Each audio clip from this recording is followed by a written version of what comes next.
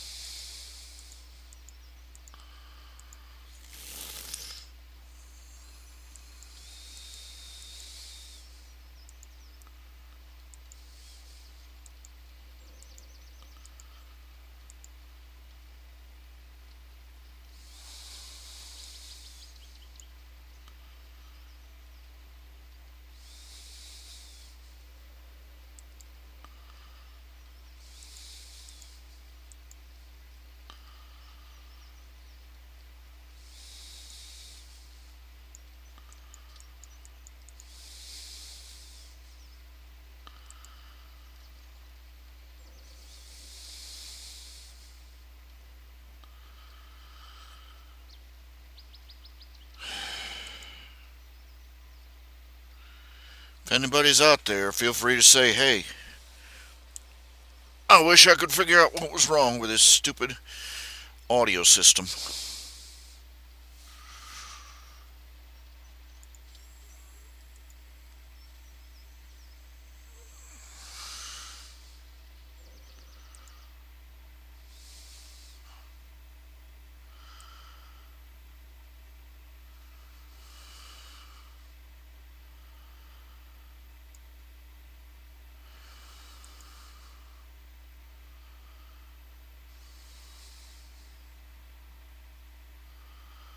Hold on, I'm going to try something different here. What I'm doing is I'm trying to make a nature sound here. File.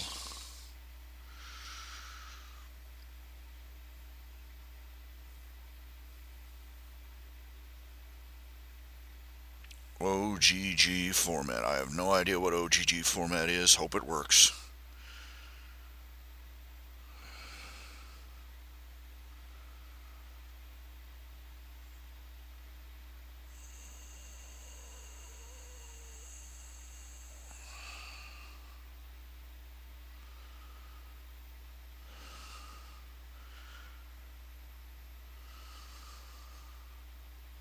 You know what I'm dreaming of sometimes?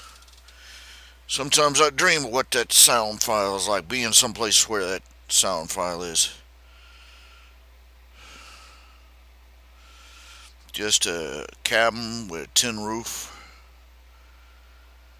out in the woods.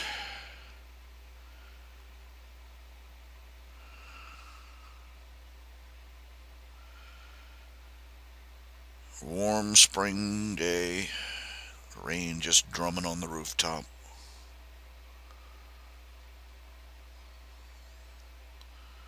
My parents gave me that land. They tried to help me out a few years back. They had a patch of land. Uh, they had to. They were, and they basically gave it to me. The idea was is that I'd get my act together, get my save up money, and move out onto that patch of land. And typical of all the plans about getting my life turned around, it fell through. Uh, I made a dog's breakfast of it. I ended up a few years ago. I ended up just getting an offer for the land, so I went ahead and sold it because I came to a conclusion there was no way that I was going to ever get all my crap in one sock, as the saying goes. Uh, that all I would spend the rest of my life holding on to that piece of land and doing nothing with it. And by that point, I'd moved into this trailer, and the cost of everything was eating me up from either end, and I needed that money, so I sold the land.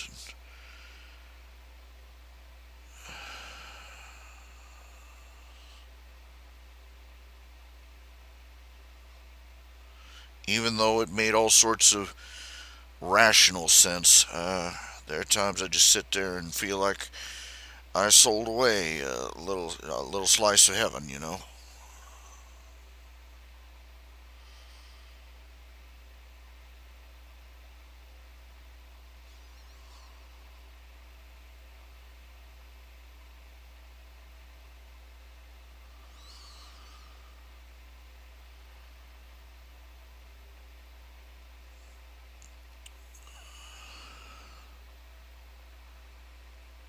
Oh, just a couple of acres up on a hillside.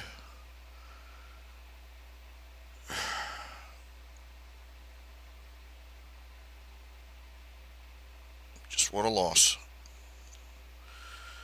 Of course, living in that area is no picnic if you're an outsider. Uh, just orneriness. I can't even begin to describe the kind of orneriness that went down around that area. It's probably for the best way my health turned out in the next couple of years. You know, with my physical condition, I probably wouldn't have been able to live out there. So there you have it. I guess I'm just one of those people who's just not meant to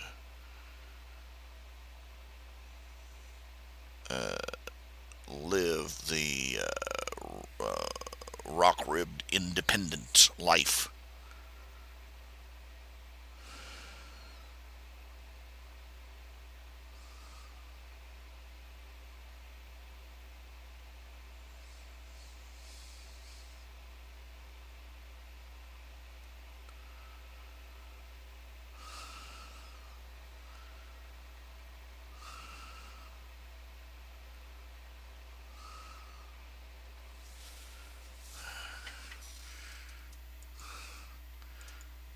Okay, let's see here. Nature sounds.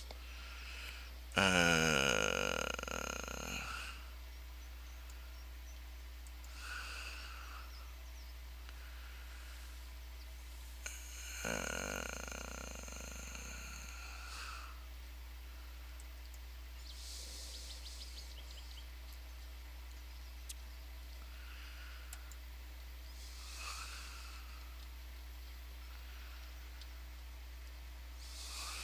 okay, let's see if I can't open that file. Files.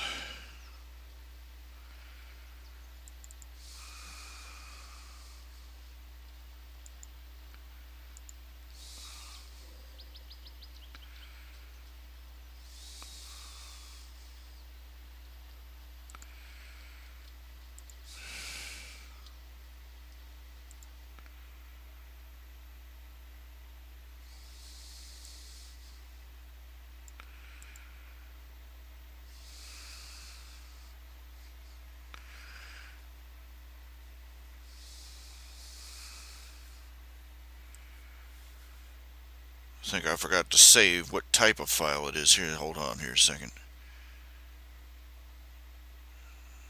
I have no idea what OGG format is. It probably doesn't work. Frack it. Uh,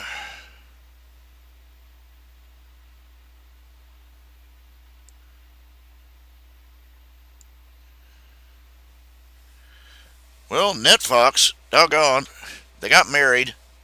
How do I feel about Cadence being pregnant? Well, let's see. They've been married for a year. Hmm. Gee, that seems to follow. It happens.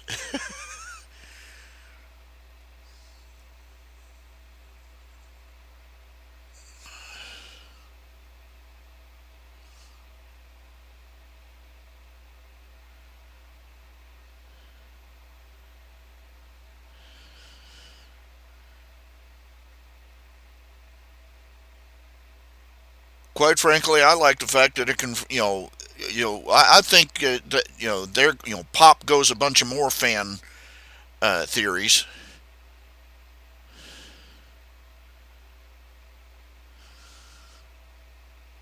I hope she has a little baby alicorn just to piss them off even more.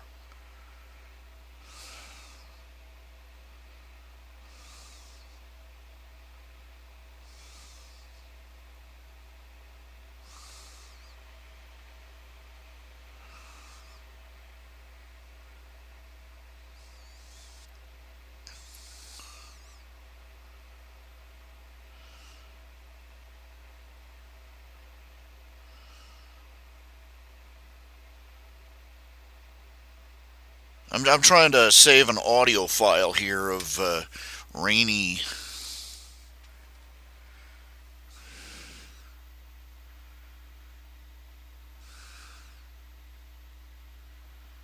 So I can play it back here and listen to it, on the show.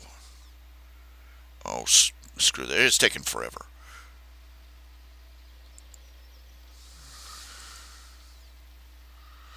Let's see. Audio playlist. Add.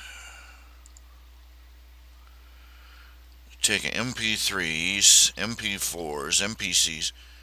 Well, apparently it takes OGG. Well, let's see if I can get it to make an OGG. Cancel. Export to file. Next.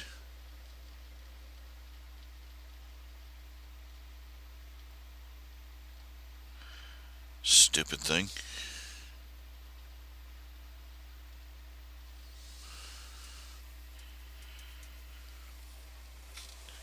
Oh, honestly, NetFox, you're just nitpicking. You're just looking for a reason to be annoyed at it. They're not main characters.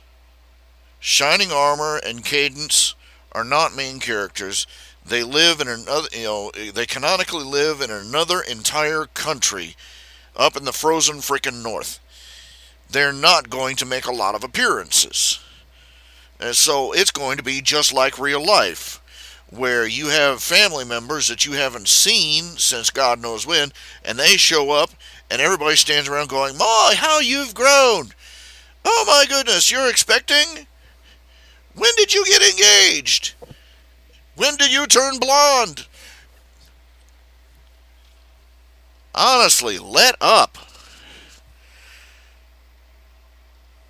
Everybody got all bent out of shape because we hadn't heard, all of a sudden out of nowhere, we find out that Twilight had a brother. We didn't heard nothing about him before. They're like, oh, screw you. Like I guarantee you, every last one of the people that were complaining that Shining Armor came out of nowhere, every last one of them has a circle of friends that they have done everything together except donate a kidney to, and they have no idea whether any of their friends has brothers or sisters or whatever. Surprise, surprise, your friends don't tell you everything about their family.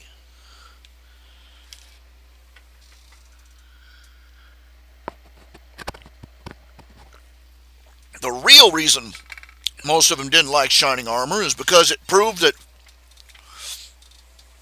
uh, the reason they didn't like it is because he appeared in a wedding. And that just destroyed all their fantasies about the harem stories they had in mind.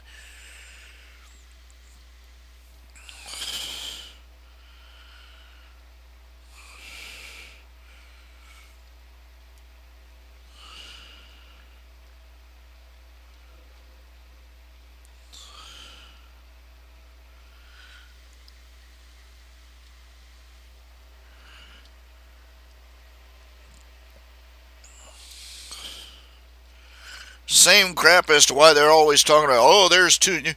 That, despite all evidence to the contrary, they say they insist that you got these writers that insist, oh, there's there's way too many females in Equestria, and there's only very few males, and they all have a heat cycle, and just pulling stuff out of there for their fetishes.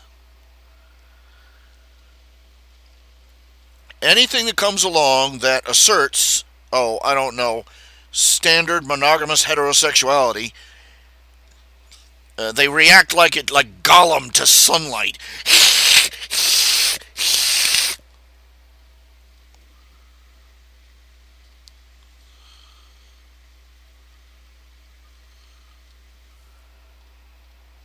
That's their whole problem with Cadence and Shining Armor. They're straight and married.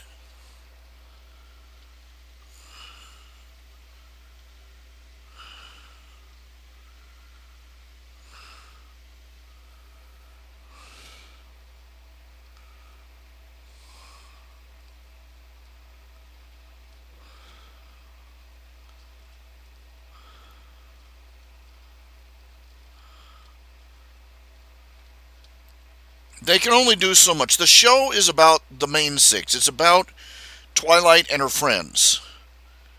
All the other characters, they're peripherals. Maybe someday they'll make a spin off. Who knows? It's happened before with other shows. But for now, it's about Twilight and her friends. So we're not going to get all the world building that everybody wants. And quite frankly, it's probably a good thing, too, considering some of the world building they've done, just cheap, sloppy crap.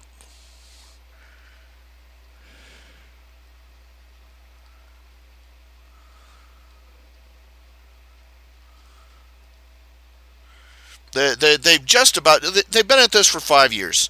They've got maybe a sixth season. They got what? Season 6, maybe. And that's it. That's probably going to be about the limit of it.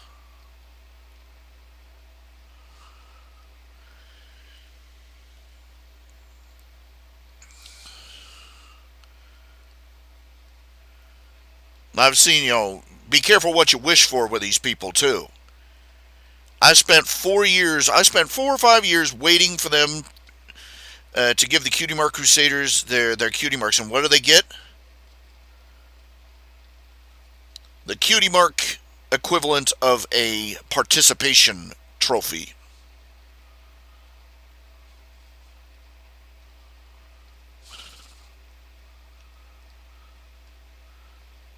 Yeah, we've had some long runners that should have died decades ago. I'm sorry. If Homer Simpson's family had aged normally, those kids would be in college now.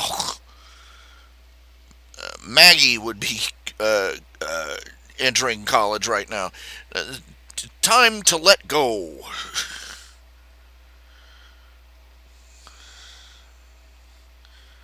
Some things never should have happened. Family Guy should have is an idea that should have been kicked out the door when it walked in. It's just nasty.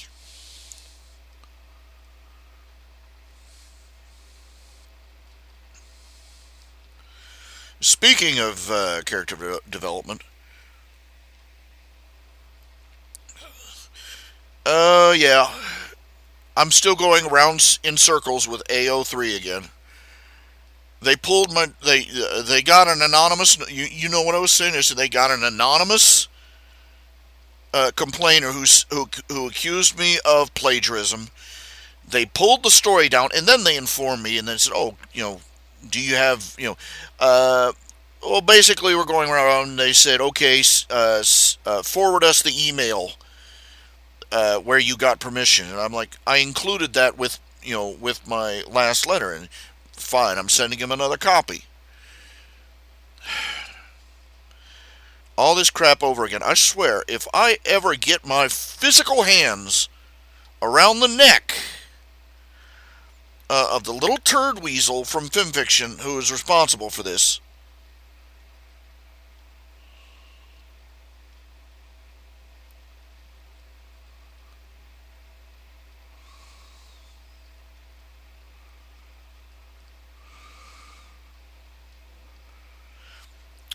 Anyway, I've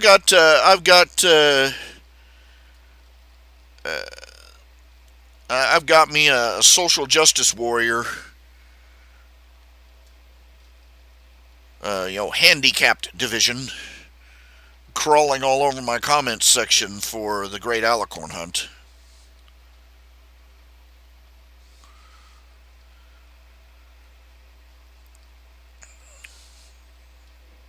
Because it's ableist. It is apparently ableist to want to have somebody who is crippled healed.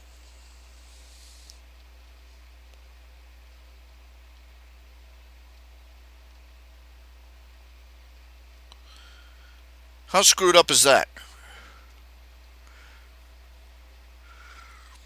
And finally, somebody else spoke up in the comment section. What is the matter with you? This person won't shut up.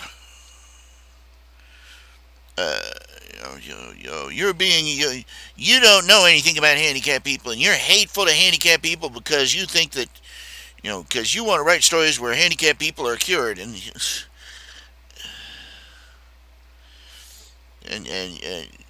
and this is, how dare you say that they're handicapped? This is normal for them, so they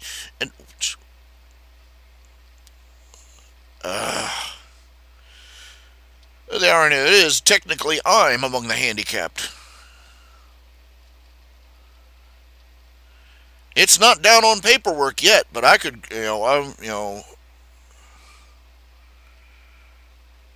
it's fair to middling with this lymphedema. I could probably get a handicap parking space.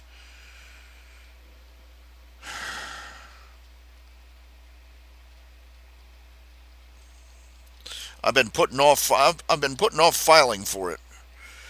For handicap this, that, and the other. Uh, I've just been dreading going through the rigmarole.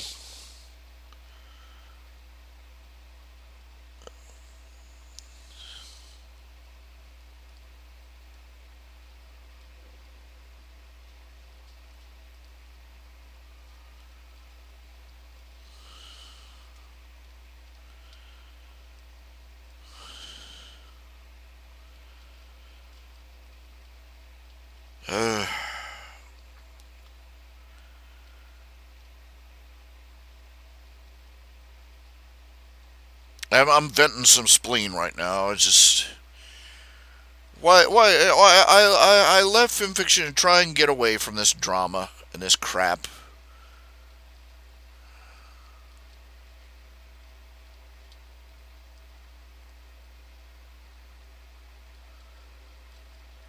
I can't be spared even a day of it. Apparently, I can't be spared of it for even a day.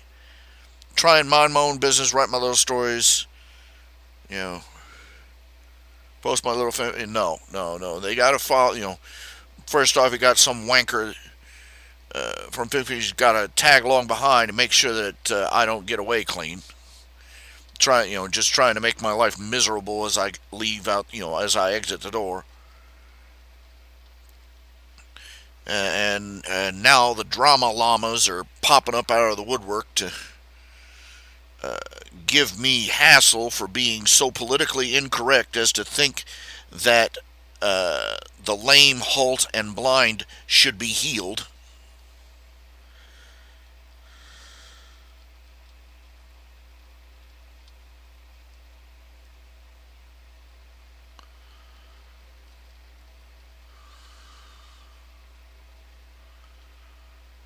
When the frick did the entire world turn into Tumblr?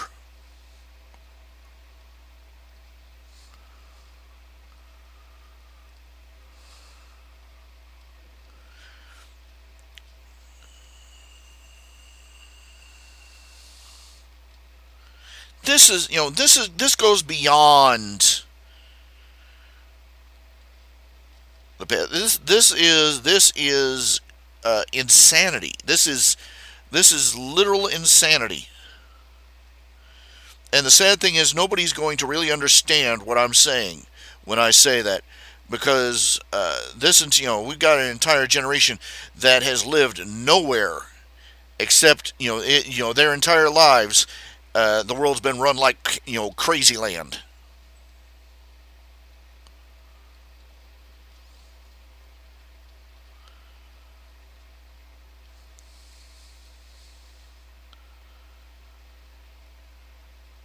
Back in the 70s and 80s, we had our problems back in the 70s and 80s, but we weren't crazy. The world wasn't run by crazy people. We had crazy people, but we managed to keep them away from the steering wheel.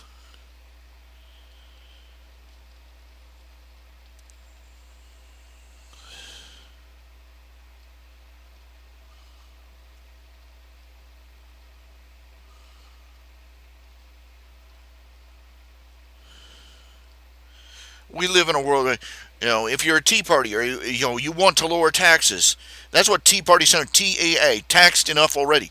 That was the whole movement. The Tea Party wanted to get taxation and regulation off the backs of the people. That is their whole. That is the whole Tea Party argument, beginning, middle, and end. They also abide by conservative social and family values, but the fundamental drive of their mission is to get our tax burden lowered. Taxed enough already. And we live in a world where people who want to get your taxes lowered are racist. Where a male Olympic athlete is a woman, where a white woman is actually black, where a another white liberal woman is actually proclaims herself an Indian.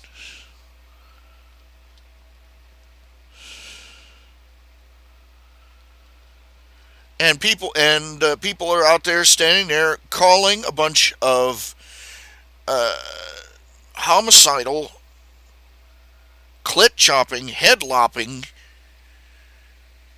splody dopes a religion of peace.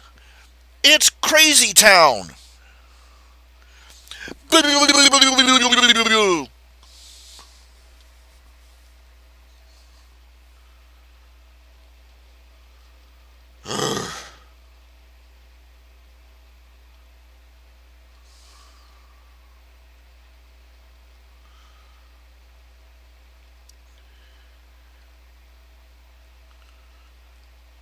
Racist, sexist, homophobe. You might as well here. You want to save yourself time. Whenever a liberal talks to you, just every time they say racist, sexist, homophobe, or Islamophobic, just replace that word with duty head. You're getting the exact same discussion.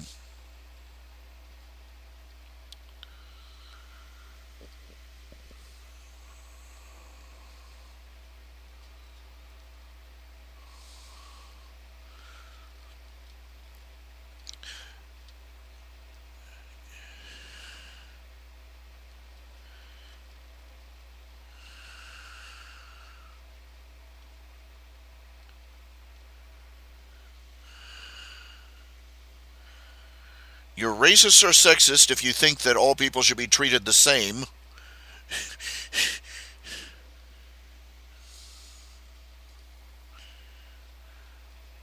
You're ableist if you think that being handicapped is a terrible thing and that we should strive to heal the lame, the sick, The halt and the blind.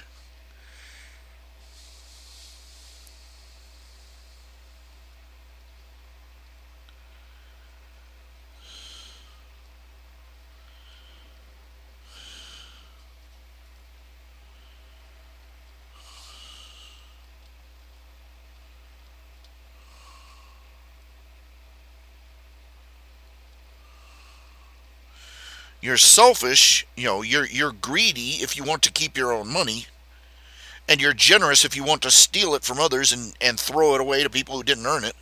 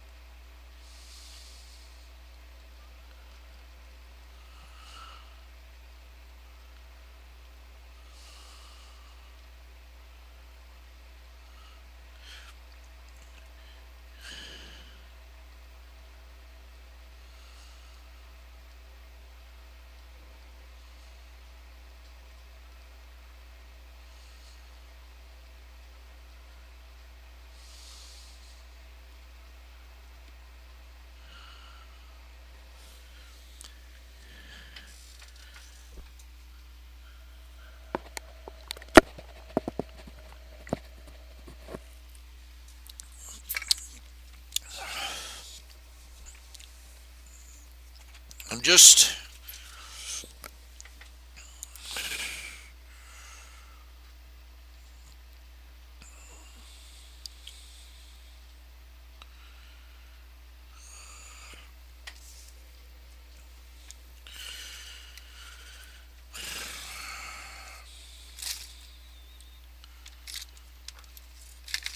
I'm tired of dealing with crazy people.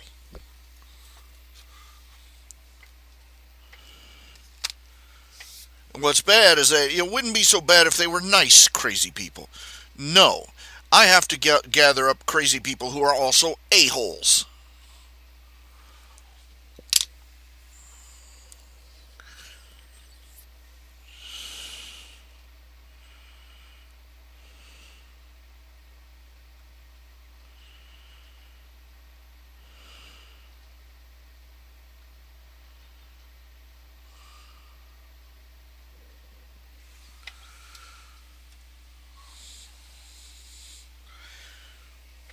I had a rough night last night. Let me tell you. I've said before, when the temperatures drop into the teens, this place turns into an icebox. It got so cold. I've got to go back into my bedroom and I've got to re seal up the windows because it was like ice blowing through. I couldn't sleep. I had to sit here in my living room next to my electric heater, bundled up in 3 layers of blankets, and from like just trying to stay warm the whole night. I haven't been able to lie down and get a proper sleep in hours, since uh, day before yesterday, because this I try and bundle up. I try and just bury myself in blankets in my bedroom, and cover up my head, and I feel like I'm suffocating, but stick my nose out enough to breathe, and it's like my lungs freeze. It just, I mean, by the time I finally gave up and staggered, I mean, I was wrecked. I've never been reduced to a shaking mess like that before. My body trying to fall asleep and stay awake at the same time.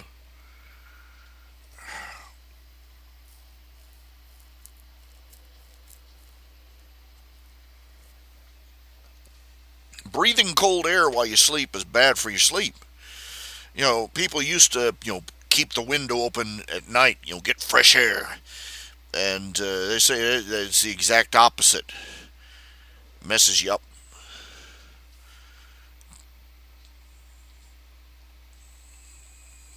And I can testify when you get to extremes, you know,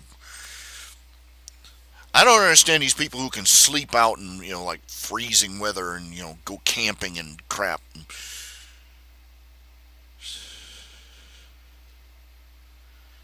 It's just a poster children for lack of survival skills.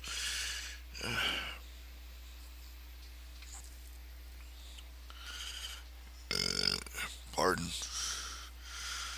I forgot what I was looking for. I clicked over to this window and I'm trying to remember what I clicked over for.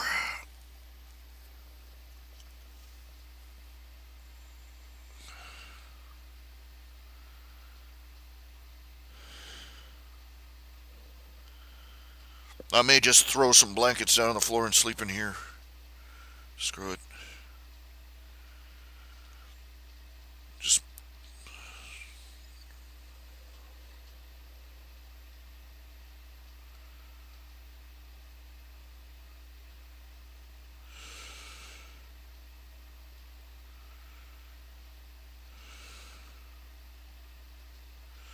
what was I looking for? I can't remember. I cannot for the life of me remember what it was I was looking for.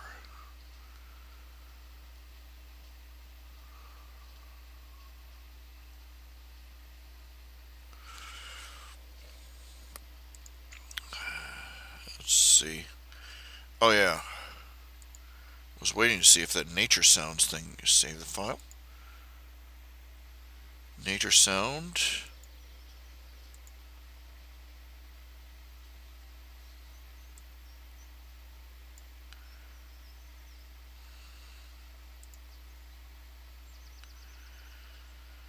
Okay, let's see if I can pull that up. Haha.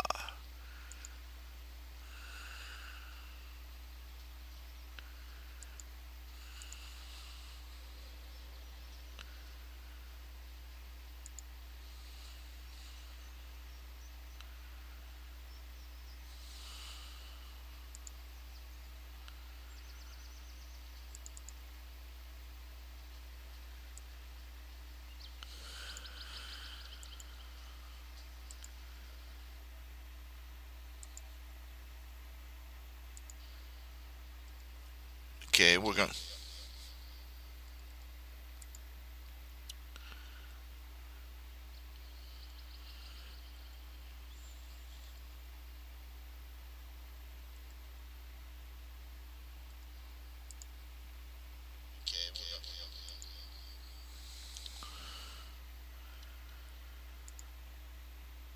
Okay. Okay. What? What was it doing? Oh, now what the heck?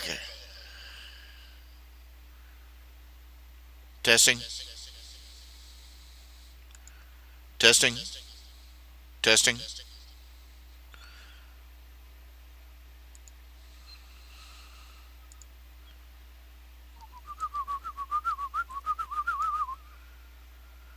Okay. Oh, now what the? You're killing me. You're killing me. I'm getting. I'm getting an echo. I'm getting an echo. I don't know why. Testing. Testing. 1 2 3. Testing. Testing. 1 2 3. I'm getting. I'm getting an echo.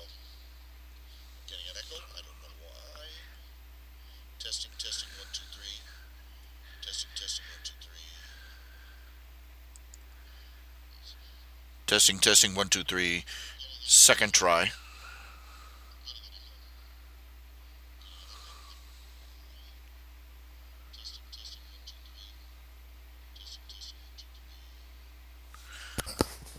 Heavy breathing too. Testing, testing, 1, 2, 3. Second try.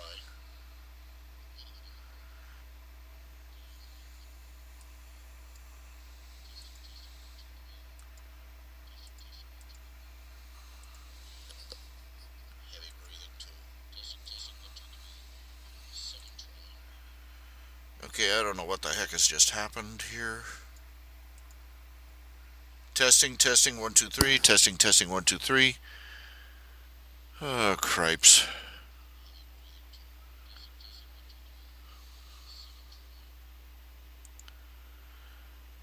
The audio is all screwed up. I don't know what I did.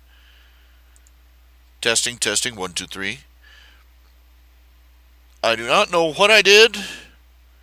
I do not know how I did it. But I have buggered something up here. Testing. Phooey on it. But here we go. Yeah, tried to get some. Yeah.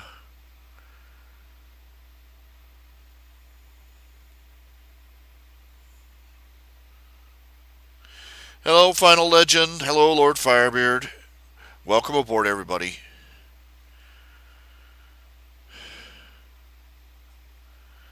I was getting all sorts of weird echoes and junk here for a minute. I don't know what I'm doing. Of course, that's nothing new.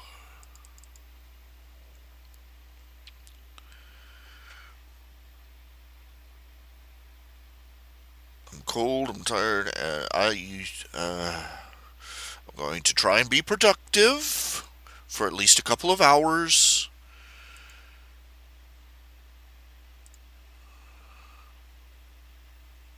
I want to be productive for at least a couple of hours. Do some comic strips.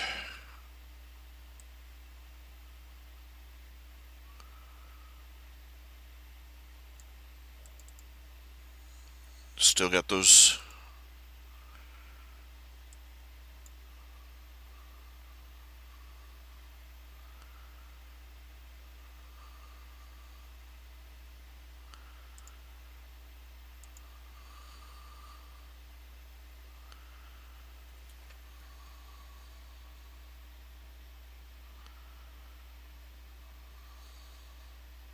Where are the borders? Where are the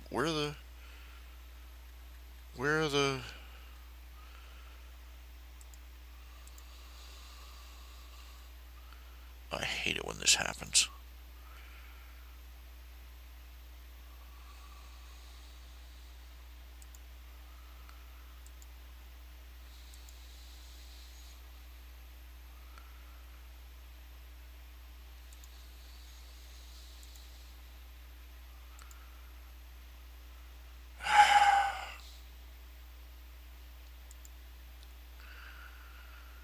Grid. View.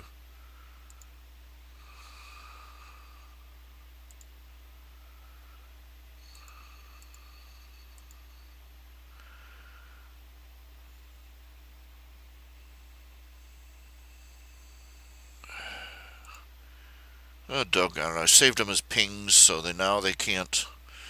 Okay, file, new. And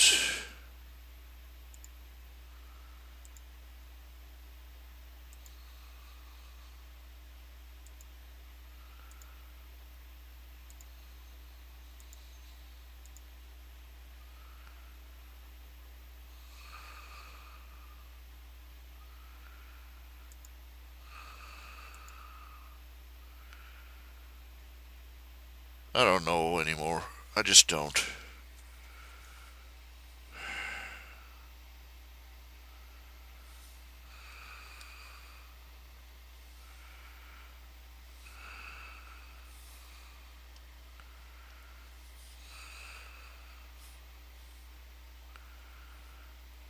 Don't know what I'm doing. Don't know.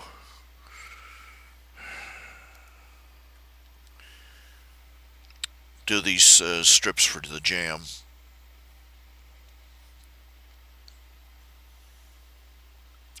That can't be right. That cannot be right. You know,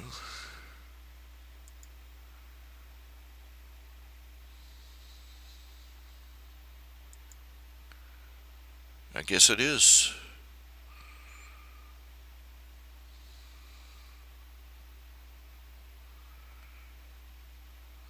Uh,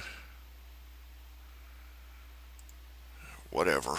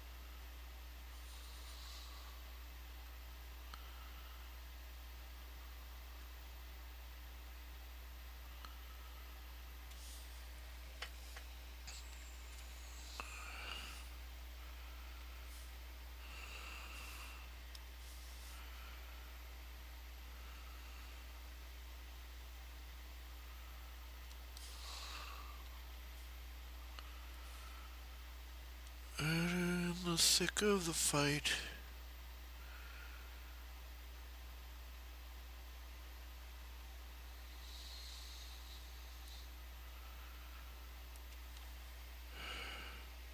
You know, the only thing that lets me keep my sanity sometimes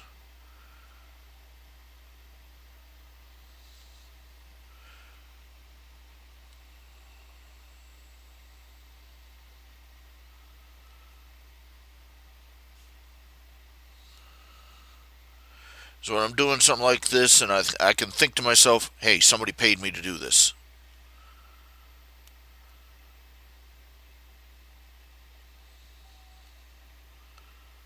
So at least I'm doing something that I'm supposed to be doing.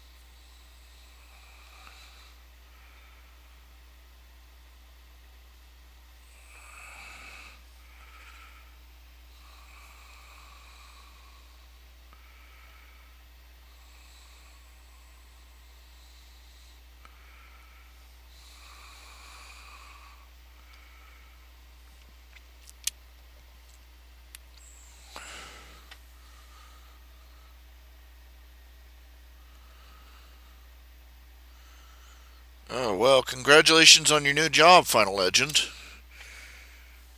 Let me ask. I'm going to try, and here we go. Let's see if this works.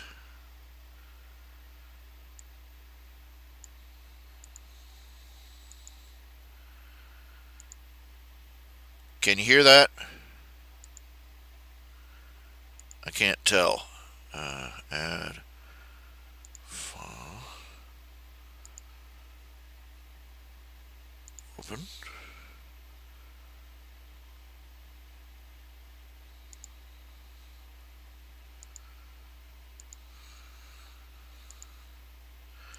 I can't tell if it's working or not.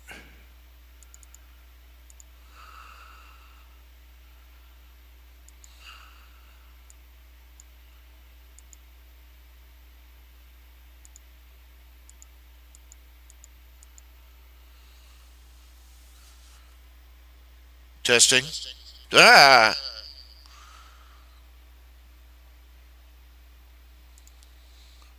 Testing.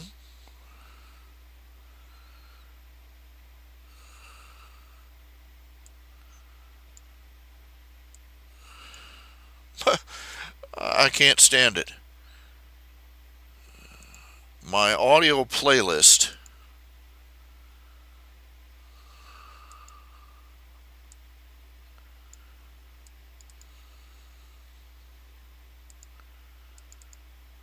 It's not working. It's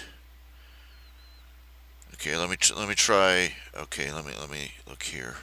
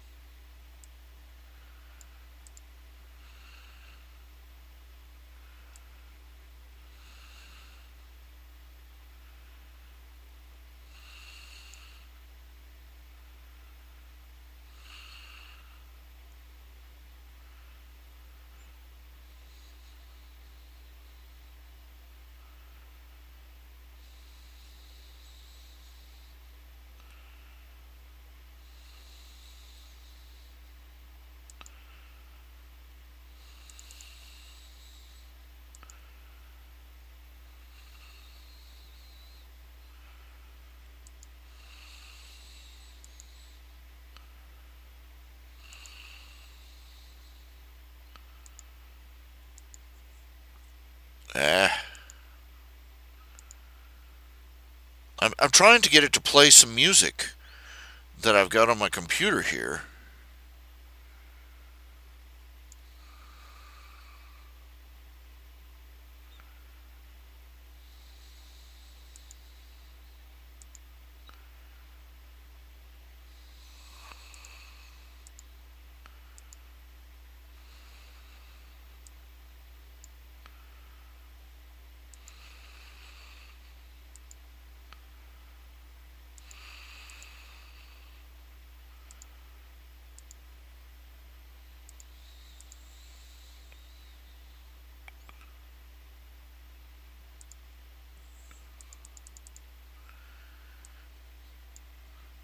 Man, this program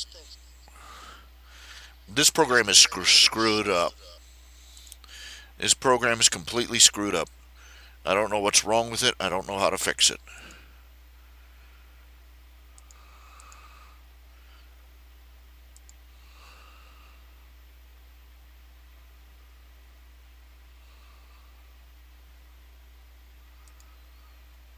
Probably going to have to reinstall it.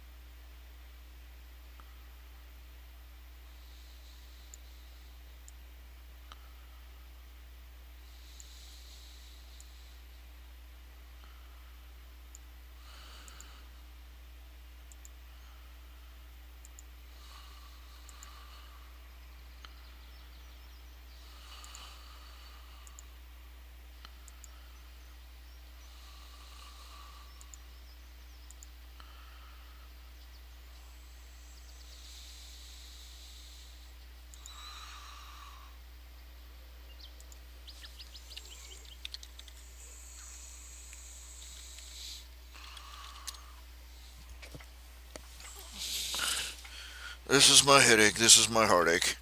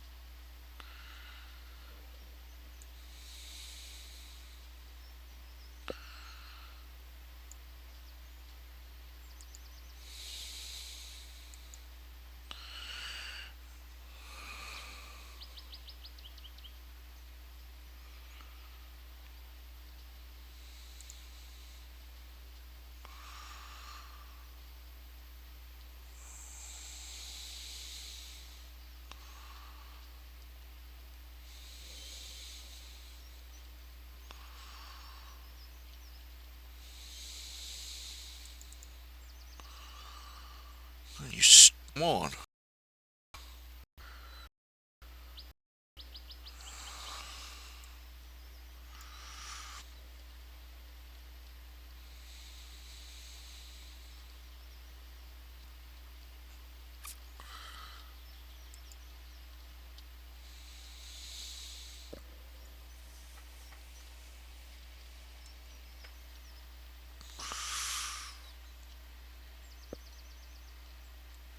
Well, actually, Ben only really had one friend. That one guy from work, the rabbit guy from work. That was pretty much it. So make of that what you will.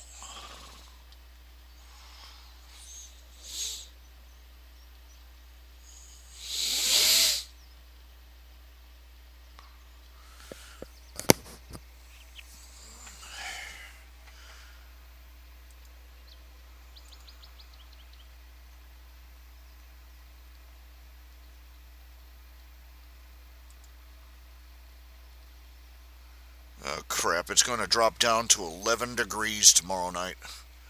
I'm going to die.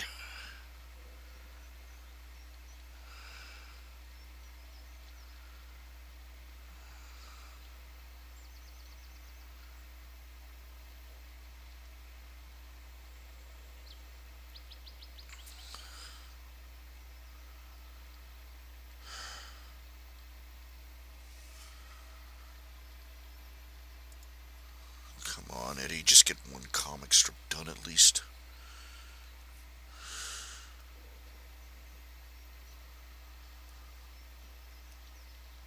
Right now, all I want to do is curl up and just die till like spring.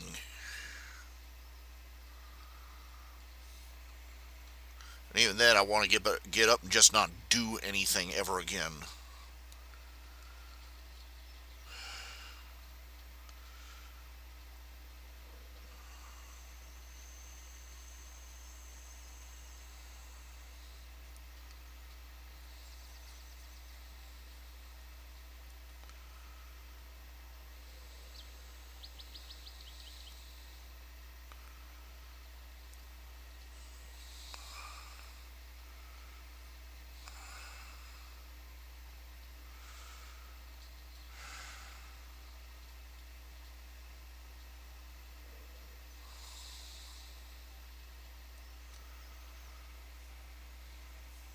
The more I want to do that, the more desperately I need to be doing something.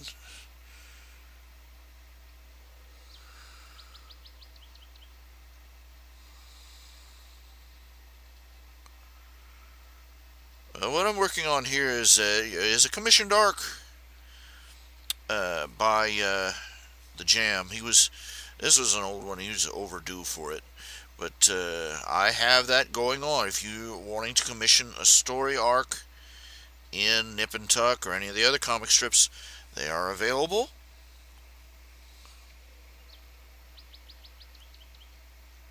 You just go to the commissions page on the website www.rhjunior.com and they're right there on the front page right now. But they can also get them.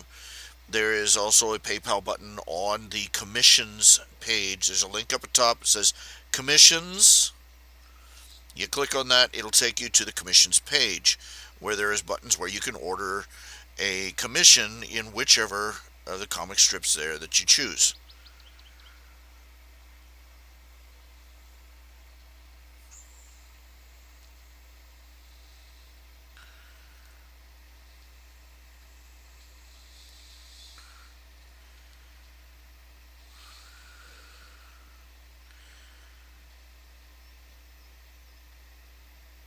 They're the classic price. They were, back when we're still doing this. There, you get 5 comic strips minimum with your character in them in the comic strip of your choice.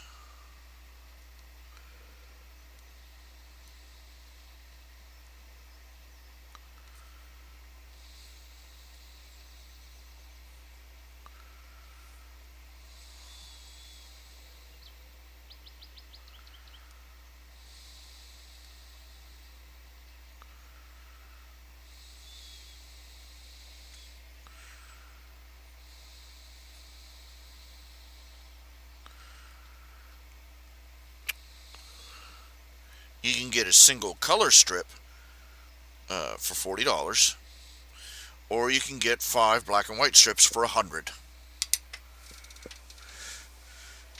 Cause Daddy needs some new shoes. This is urgent. I am 2 months behind on my rent, among other things. So yeah, I'm pushing this hard, pushing it hard, cause they want money and I ain't got none, and so I got to be doing this.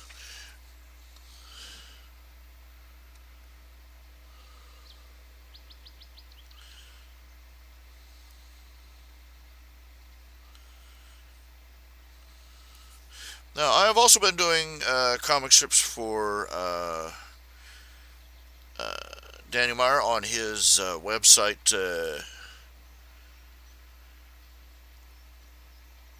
The strip is called The Old Vic.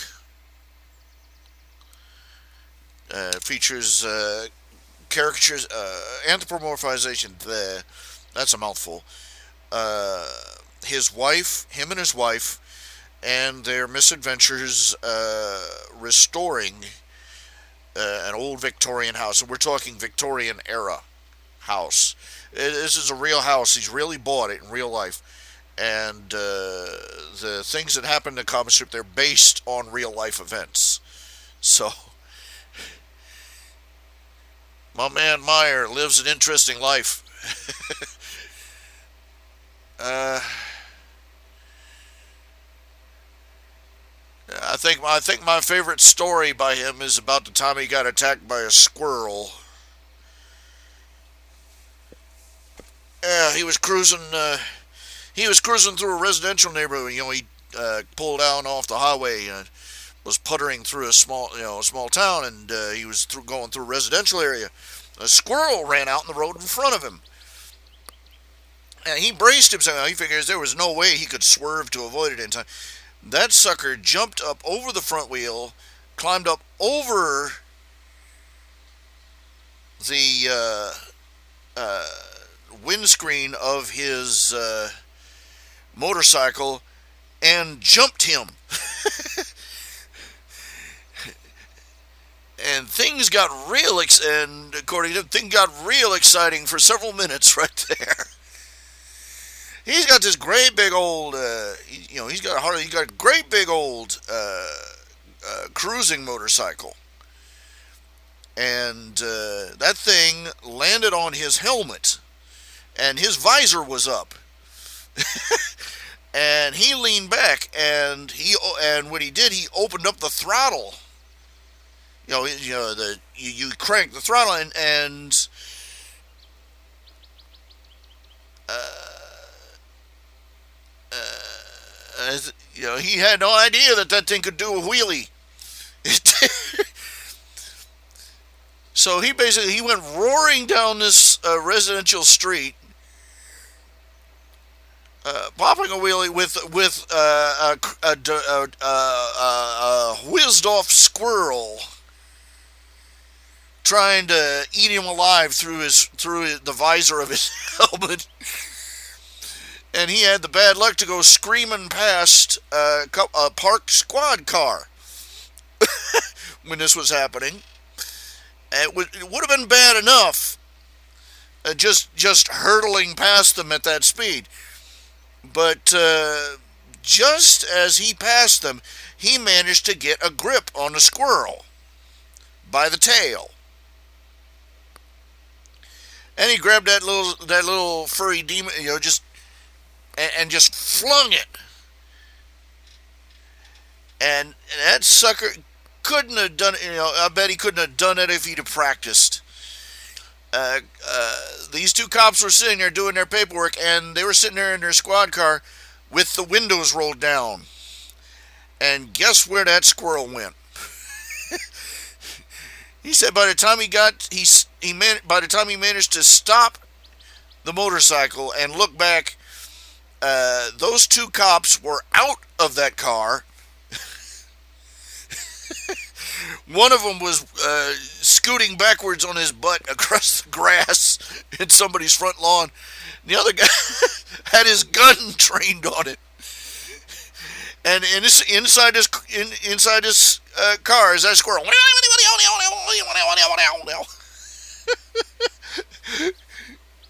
He decided that discretion was a part of valor, and he wasn't going to try to explain to these cops why he bombed them with a live squirrel at 100 miles an hour.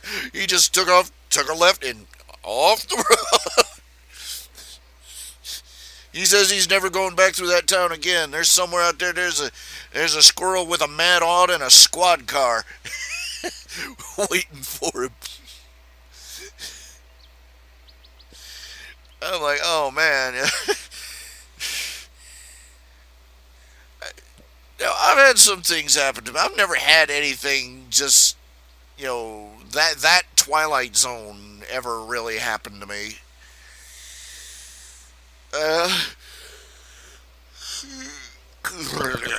Oh, goodness. What a man. Anyway, I've been tempted to draw that, but I don't think I could do it justice. I really couldn't.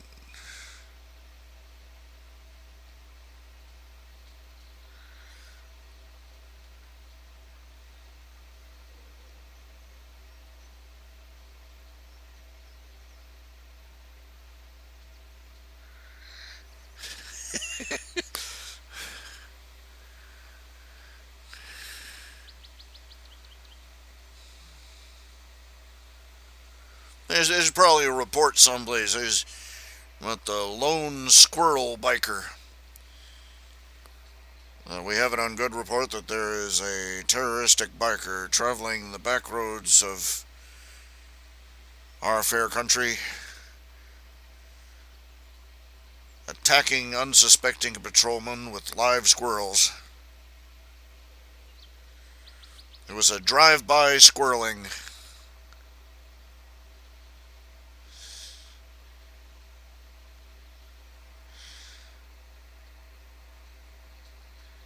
Nuts to you, police officer.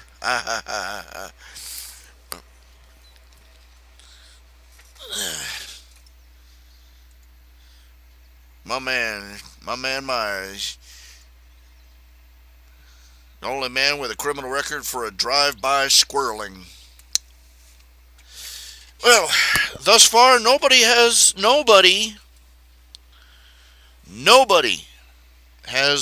taken the offer yet.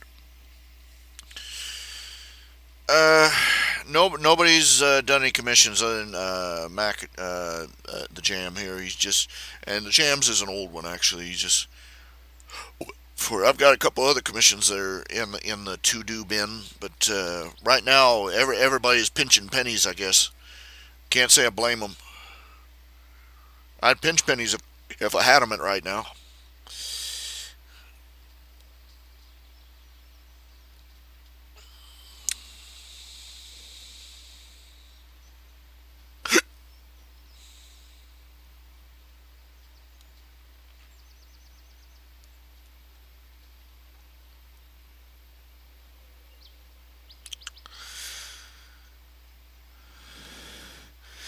Vanity appearances and comic strips are a little bit of a luxury item right now in the Obama budget. In the Obama economy.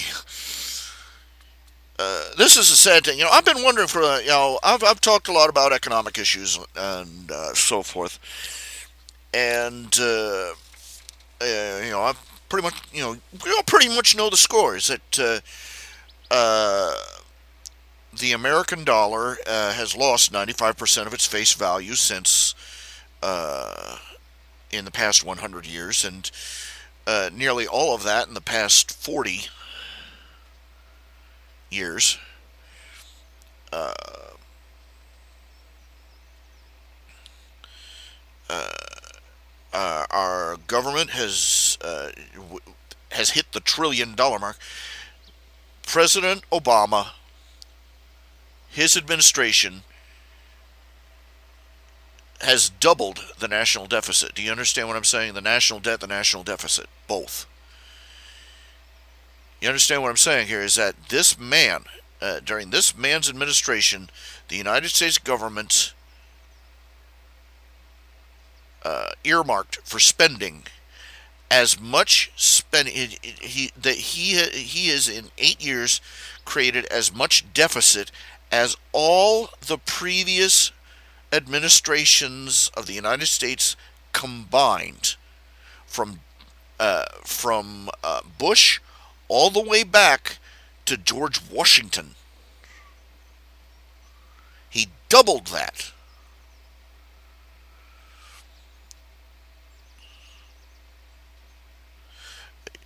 This is why I say this man is a traitor, because you cannot do that sort of thing and not know what the consequences are going to be. It's deliberate. But we've been running around, and the question has been is why haven't the question isn't uh, when will the collapse be, or there's no question that is there going to be a collapse. When will the collapse be? No, the question is why haven't we had an economic catastrophe yet? And the answer is pretty cold blooded. Economist, I forget what his call sign is, uh, but he's well, anyway, he's a financial advisor and economist, and he said the reason is very simple: is because we have been exporting our bankruptcy. What he means by that is that basically it's our trade deficit that's keeping it from happening. We are spending our money abroad in other countries,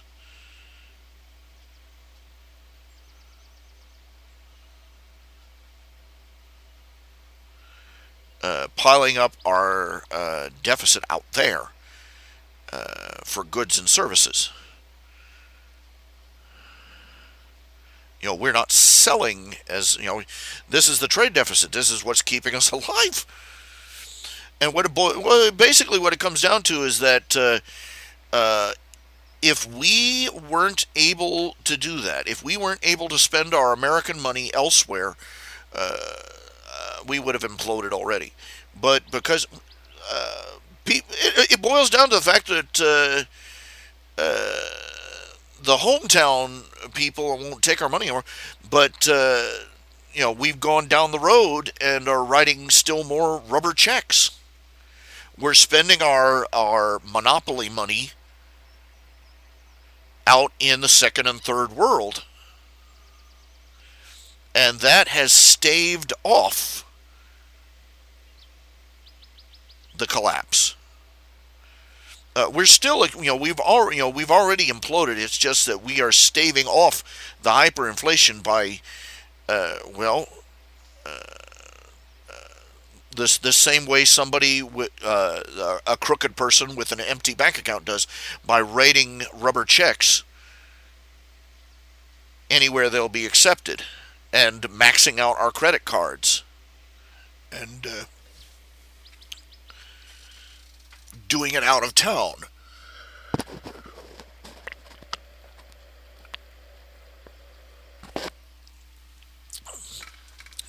Right now, the American dollar more or less is the standard by which the world economy runs. Pretty much every country in the world, when they do buying and selling internationally, they do it in American dollars.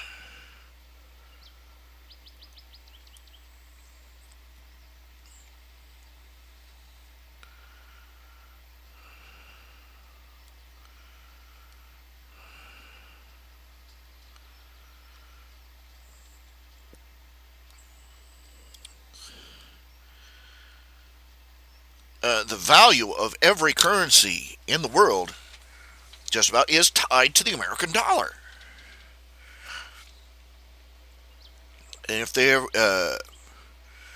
but there are signs that these other countries are getting ready to cut ties with America, cut ties with the American dollar. Uh, China has, like I've said before, China is buying up gold at a rate as fast as all the mines in the world are producing it. India is doing the same. Several other countries are doing it. Uh, the American credit rating went from AAA to AA.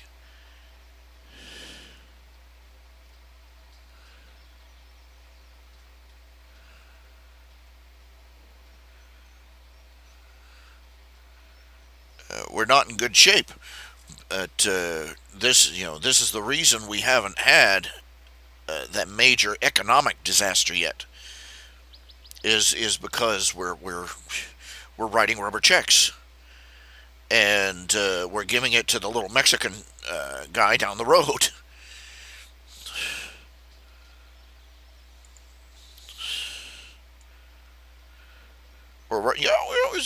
That's what we're doing. We're writing all these little rubber checks and cashing them out at the little Haji Mart down the road.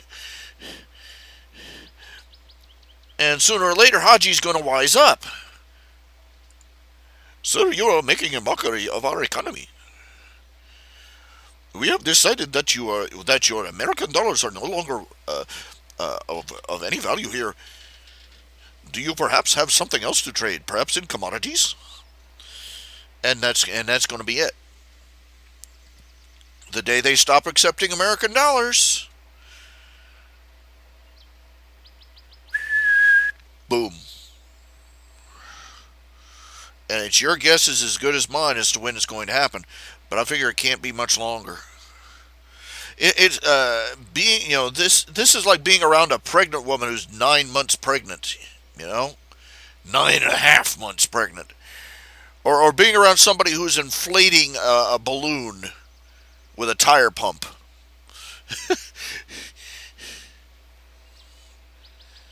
You know it's coming.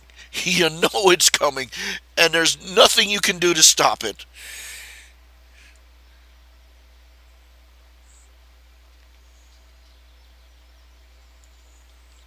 But the fact that it has, there are people that are so dumb. Uh, Bernie Sanders, for instance, that are so damn dumb.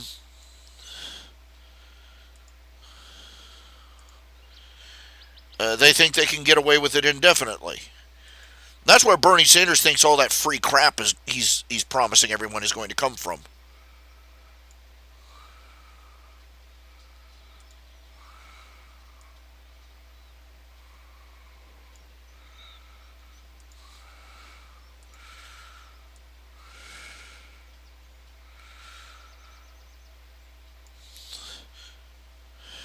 They really are like drunk teenagers with their daddy's credit card.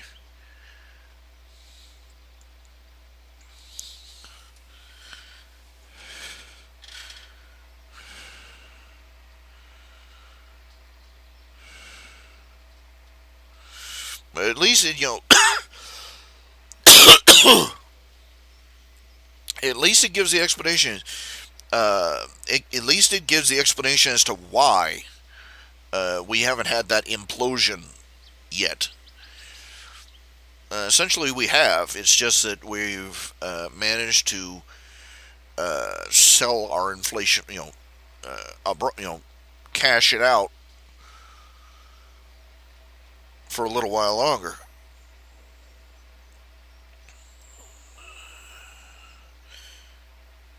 When it comes down to it, boy. Now,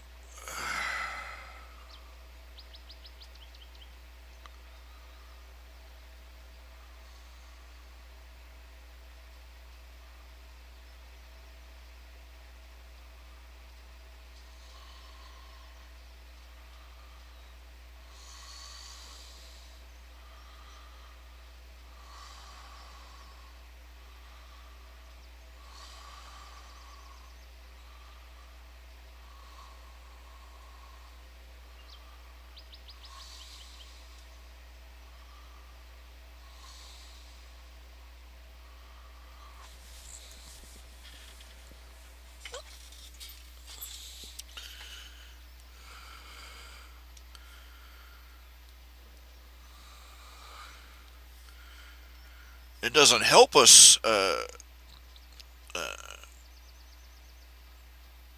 prevent. It doesn't stop the disaster from coming, but it lets us know.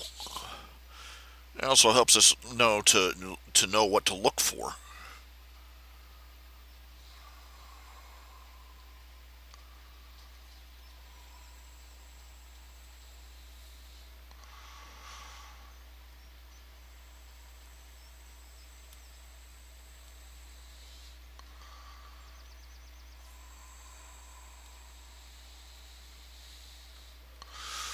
Now,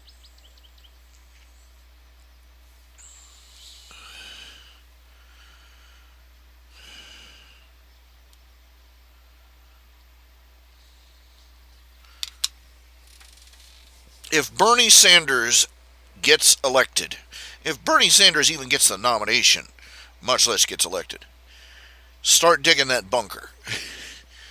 That is my advice right there.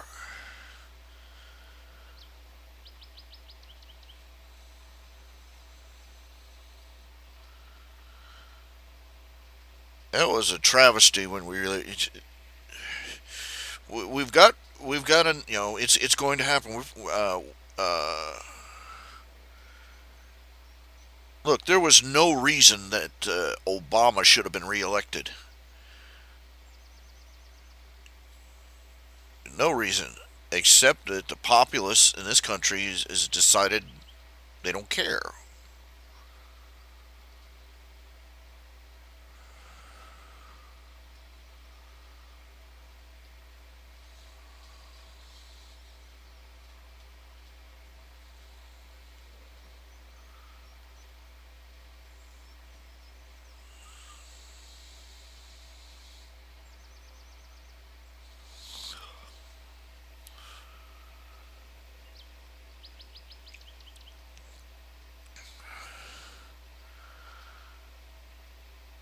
I wouldn't be too surprised if they uncovered decades from now that the only reason Obama won is because of all the electoral cheating that went on. We've come to accept it as a given that there will be voter fraud in every election. And we wonder why the election doesn't seem to turn out the way it ought to.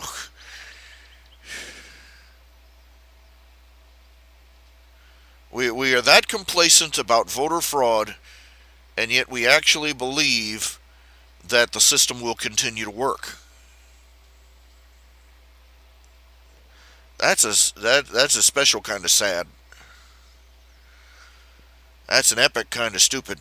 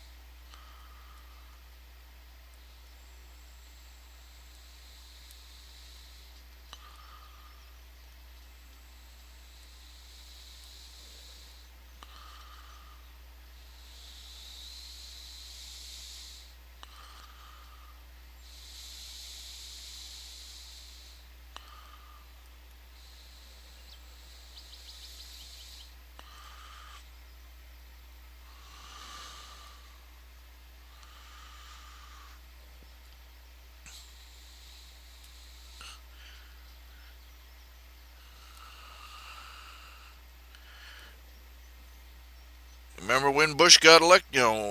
W got elected the first time. He won by a narrow margin, but he won legitimately. And every time the Democrats tried to pull a shuck and jive right in front of the whole country.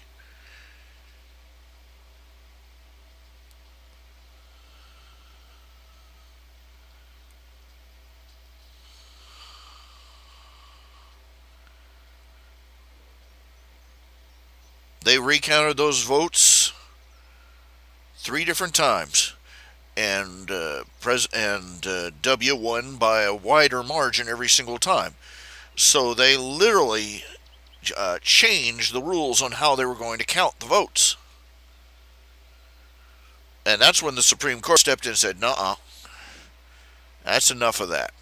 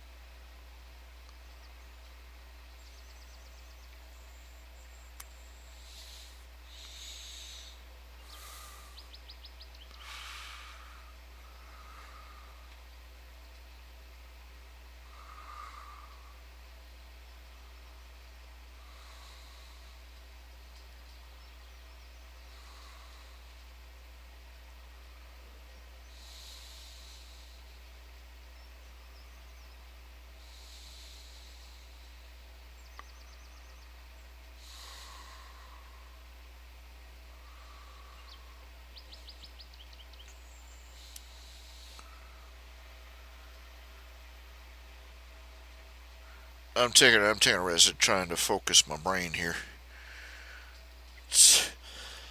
Excuse me.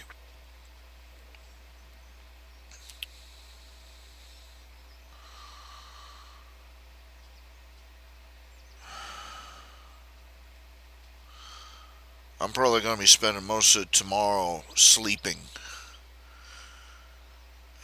just so I can sit up through the night, keep from freezing.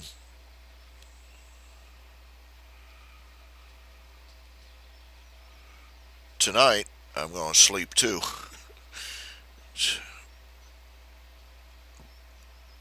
It's been a rough winter so far. Now that it finally arrived, grinding me to a nub. Finally found my darned electric blanket.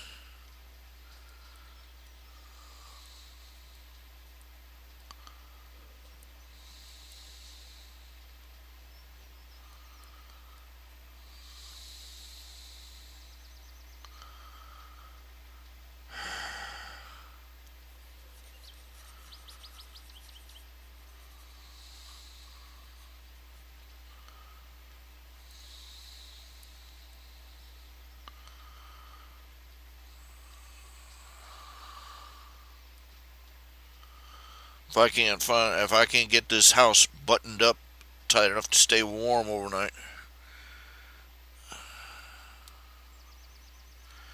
Believe me, I've been trying with what little I got. I don't know what I'm going to do.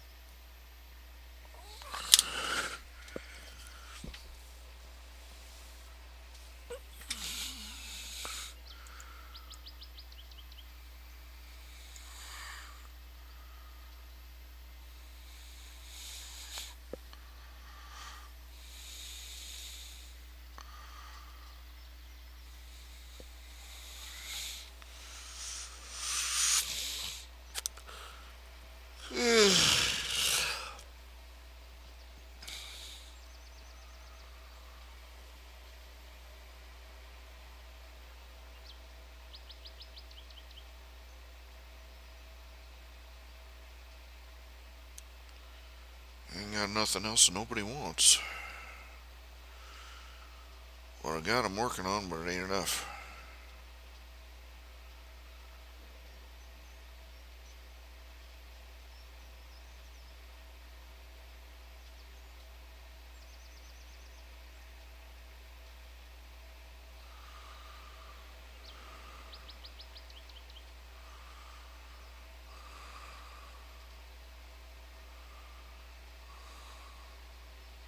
Poison. That's ouch. Darn. Legs are aching. Haven't been able to prop my legs up properly in a while.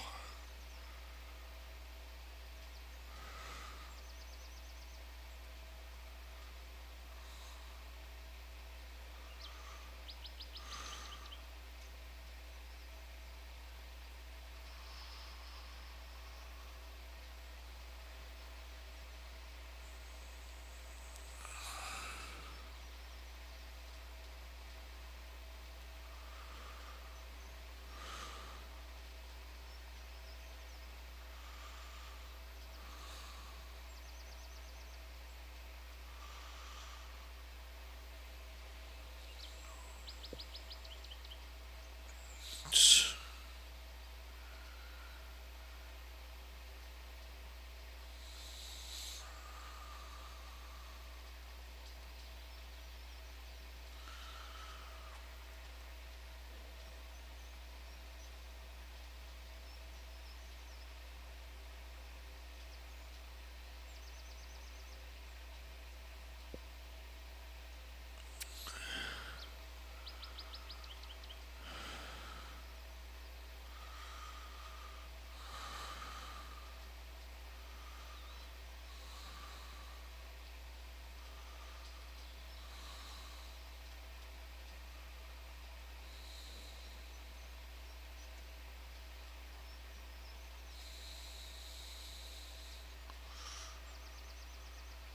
kind of stretched thin,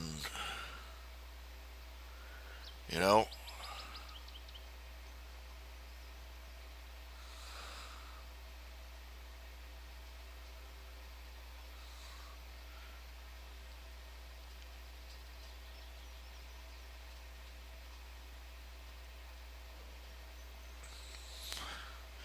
Ain't much of me to stretch thin in the first place, but it's stretched pretty thin.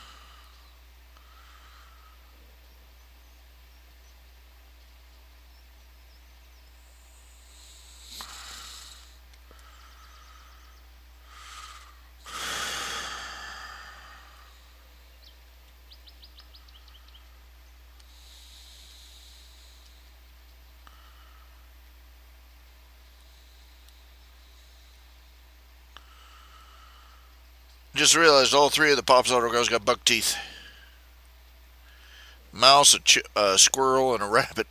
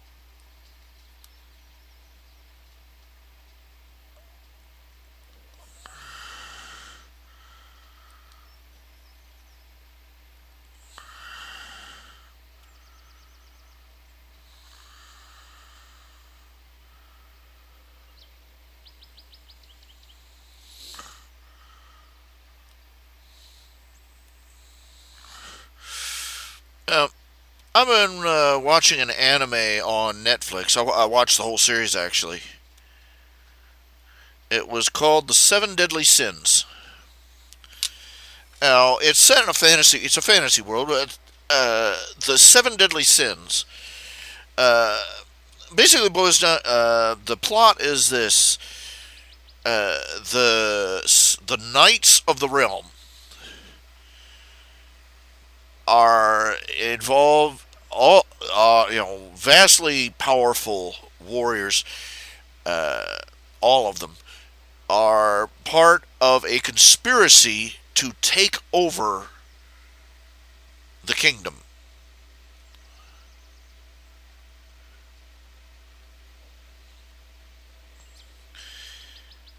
The youngest daughter of the king escapes their grasp and runs off to find a group of legendary warriors, legendary knights called the Seven. These knights are known as the Seven Deadly Sins. The reason for that is that these knights basically were convicted criminals. Each of them had committed some crime for which they had been found guilty, and they had been offered a chance, basically to redeem themselves by serving as knights of the realm. As it so happened, these seven knights were the most powerful warriors that had ever served the kingdom, and they were great heroes. But several years before, they had been exiled. They had been run off. They had escaped actually and fled because they had been they were framed for the murder of the captain of the Celestial Knights. And now this young princess has to find these seven warriors to try and save her kingdom. The reason they're called the Seven Deadly Sins is because each one was accused and convicted of a crime or some great and terrible evil deed that was related to each of the seven deadly sins. It turns out, though, that these knights, these seven warriors, were falsely convicted. They were condemned for crimes that they did not commit or for which they could not have prevented, or which there were extenuating circumstances. Uh,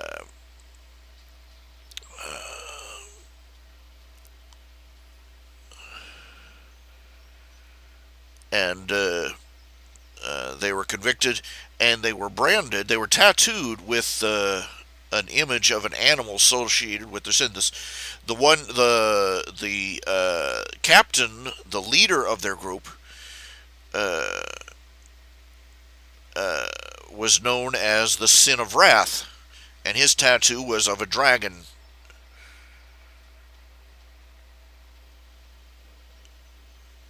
It turns out that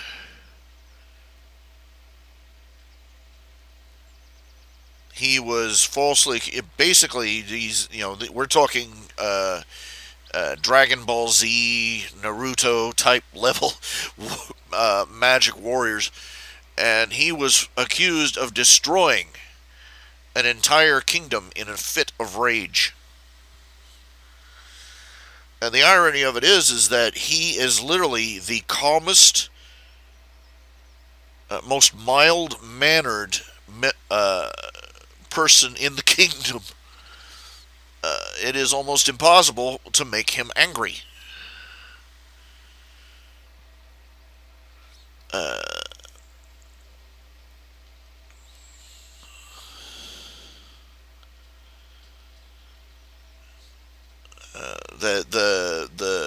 the show has only run the first season, so they haven't gone far enough into all of their histories to find out what exactly happened with the captain.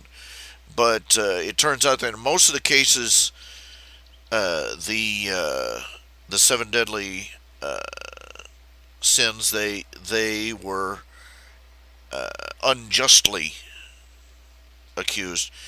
But for the most part, they all feel guilty about what happened anyway, so they don't fight it.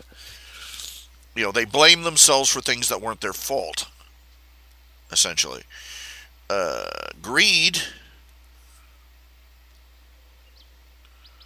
was a thief who was trying to steal the a drink from the cup of immortality in the fairylands. But he fell in love with the girl who was guarding the cup. All a thousand. He kept trying hundreds of times to steal this cup, and he ended up falling in love with a girl who kept kicking his butt off. And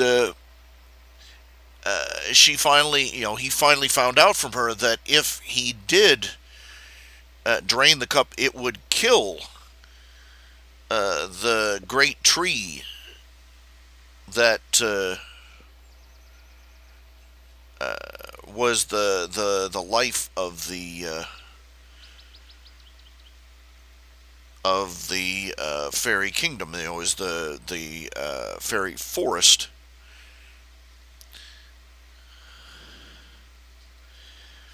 And so he gave up on it. But the very day he decided to forgo that, the kingdom was attacked by a demon. And both he and the girl were mortally wounded, killing this monster. He took the cup and tried to use it. He poured it into her mouth to save her life. But she held the water in her mouth and kissed him and forced it into his when he lost consciousness. And he woke up and he was immortal. She had died. The forest was withering away. It had already been burned by the demon's fire. and he himself was indestructible. He could not die. He's got the whole package. He's literally, he can be smashed, crushed, burned, stabbed. It doesn't matter. He heals instantly.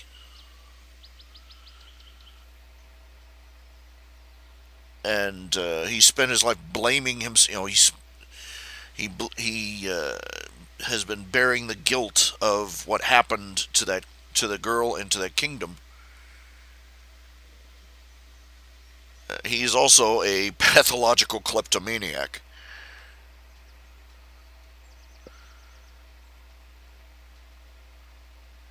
They have a giantess on the team. Her handle is for envy.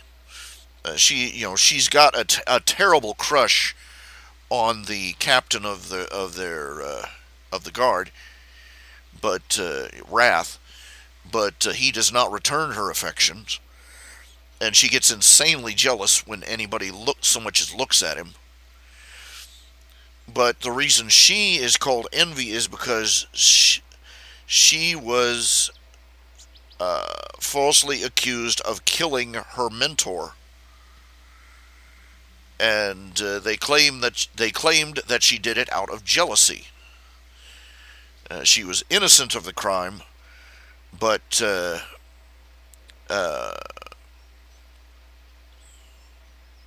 was convicted anyway. But Wrath offered her a place on the seven deadly sins as an alternative sentence.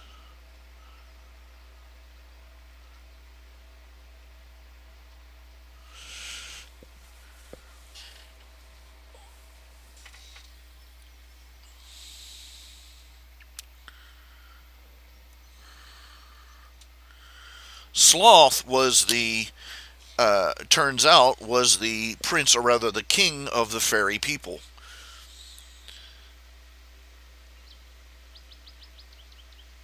And he was supposed to be the protector of the kingdom. But when he was needed most, namely when the demon attacked, he was gone, missing. He had been missing for years, and he was only found. And it turned out that he had been attacked, knocked unconscious by a fairy hunter, and nearly killed. And he had lost his memory. He only finally remembered who he was and what his duty was too late.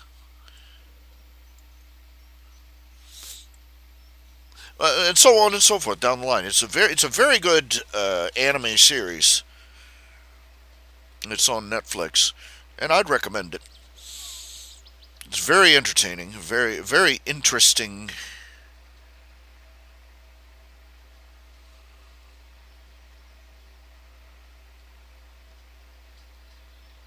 concept.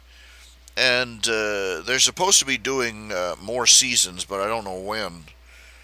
The manga that it is based off is they've got at least three or four seasons worth of material already done in the manga.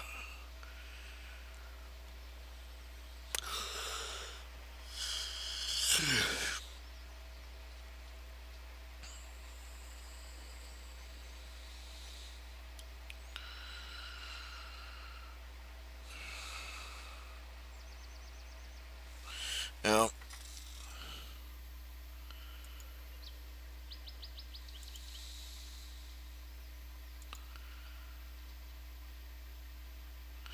Let's see. Meyer's last post read out of context.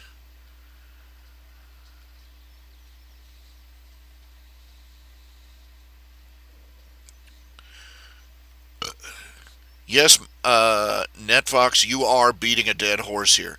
No, Janine and Nip are never getting together. They will be selling snowplows in hell first.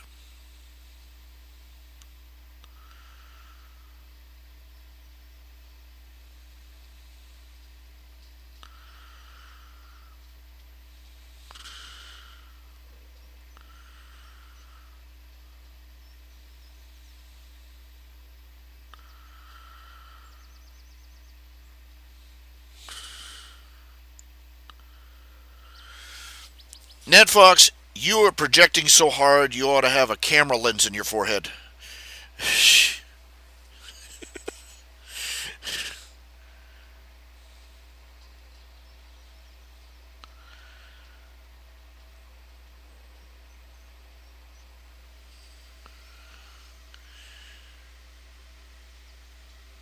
No, he's already moved on. We've already moved on past any, uh, you know, past issues with the auto girls for Nip.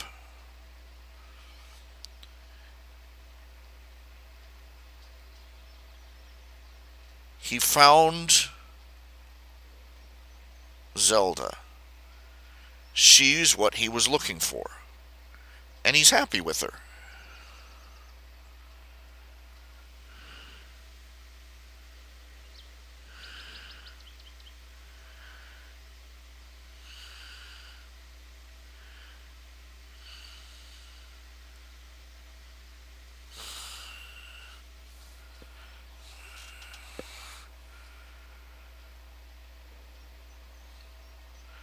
Well, I'm terribly sorry, Nut Fox. I can't please everyone.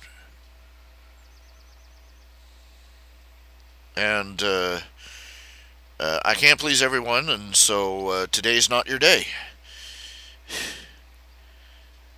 Tomorrow's not looking too good either. I'm not going to. I'm not going to be changing Nip and Zelda's relationship.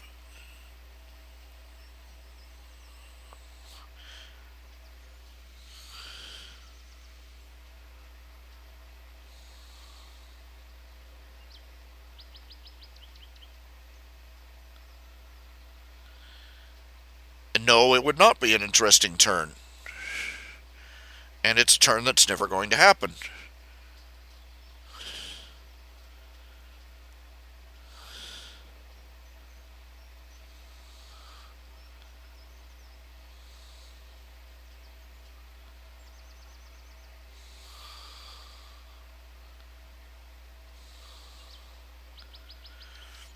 Ned Fox, let me make it more straight. It's not that I can't please everyone. It's that I'm not. I'm not on this issue. I am not interested in pleasing you.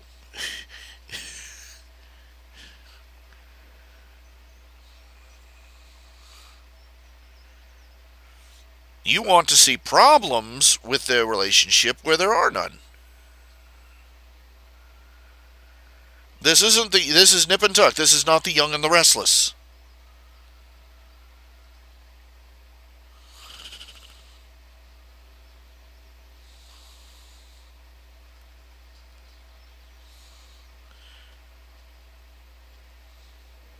No, what Kay said isn't what Nip needed to hear.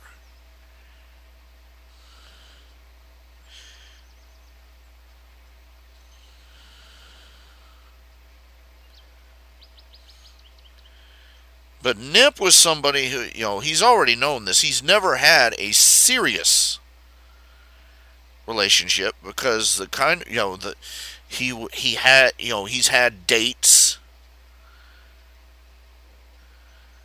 but it has never gone past that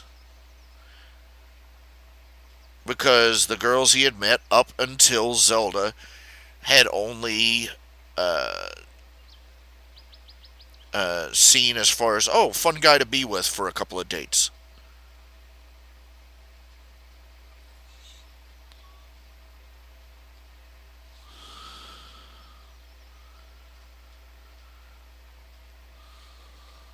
Zelda, on the other hand, didn't kick him to the curb just because she thought she had better things to be doing.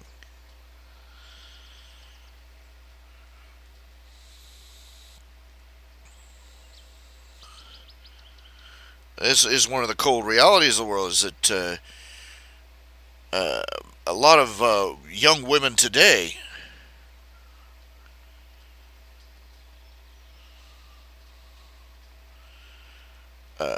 their attitude is that bow to me, you peasant. That's their general attitude towards men. Is that they Well, as one woman described it, she would sit there and listen to these other women at parties and such. They would pick men apart. They would just stand over in a corner, talk to each other, and pick the men that were there apart. And just absolutely nobody in the room was good enough for them.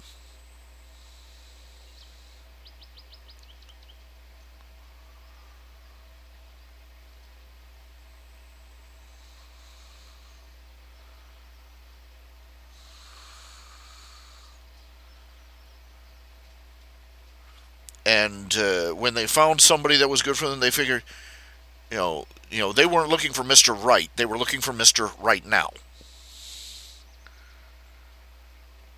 or Mr. All Right for this party, or All Right for right now.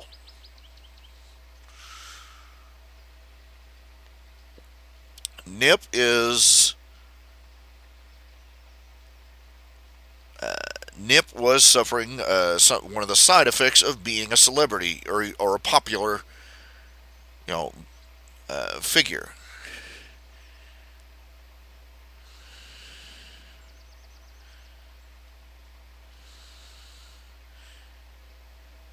The girls that dated him were largely dating him because they wanted to say they dated him.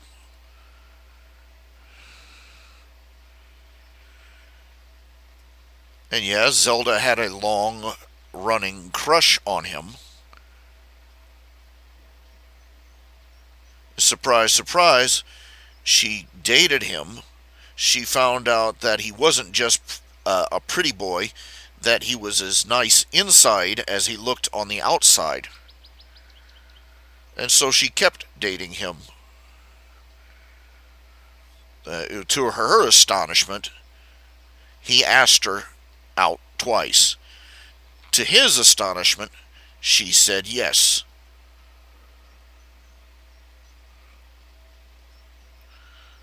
There are worse foundations to start a relationship off.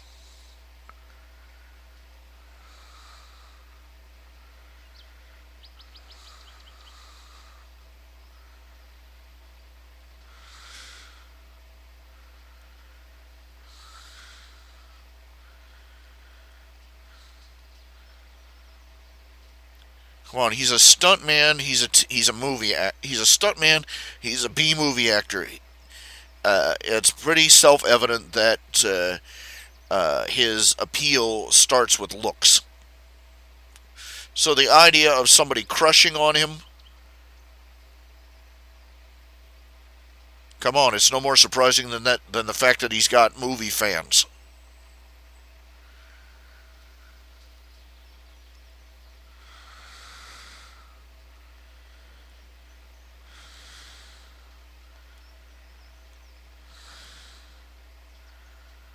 I'm terribly sorry that she's not as tall and sexy and and daring and as nice a pair of knockers as Janine does.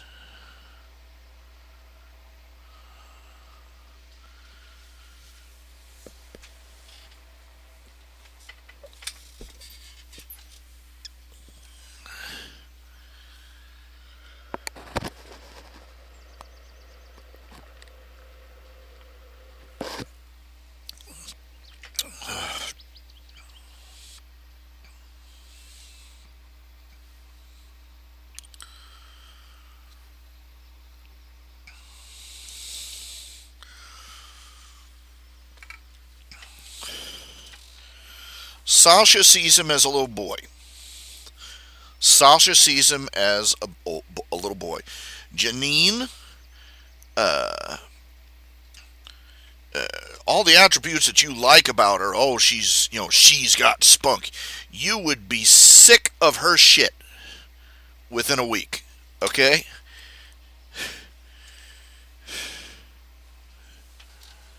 And BB,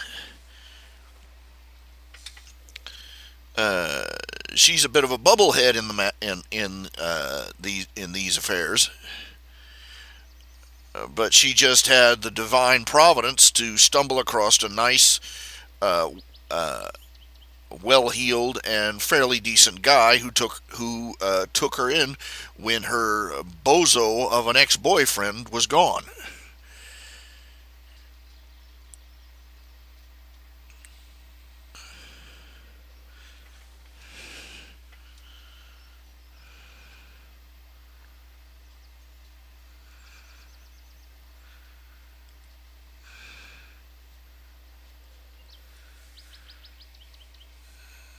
Oh no, no, what? I keep forgetting the name of what was Peter Park? What is Spider-Man's first girlfriend's name? The one who died.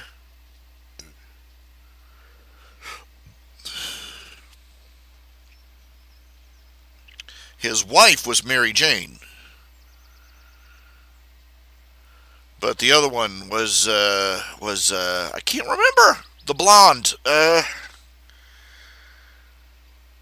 Gwen Stacy. Let me put it this way, Netfox. Gwen Stacy's dead. Get over it.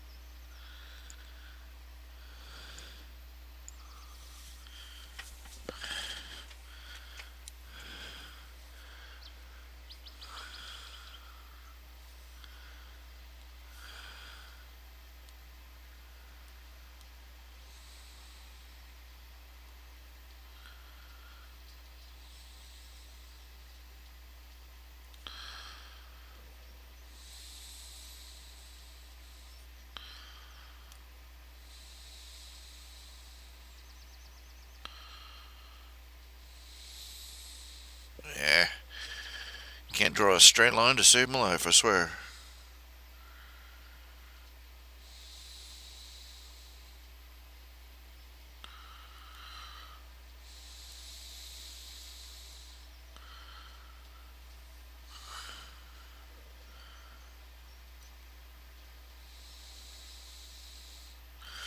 No, what a ridiculous scenario is how in I have to agree with this one point that a lot of these women complain about is that the the the the hero always ends up with a knockout looking woman.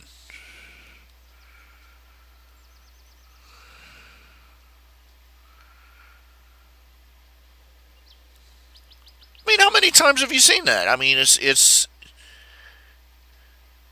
every time pretty much.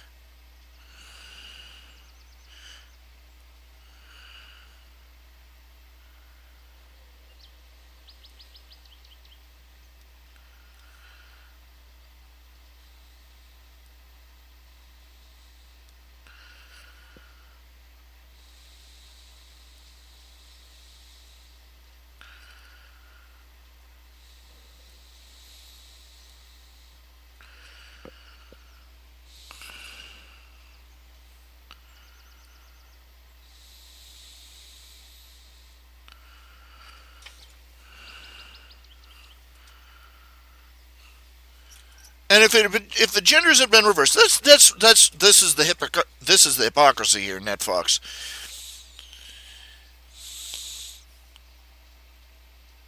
This is the hypocrisy of your point here. Is that Nip's interest in the Pops Auto girls was just as shallow. In fact, more shallow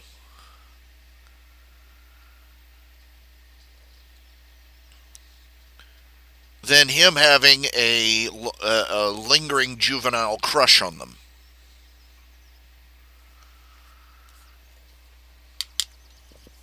They were a status symbol. They were. They were. I mean, that's what they are. They're literally a landmark in Malarkey County, acknowledged unashamedly, and and those girls shamelessly exploit it too.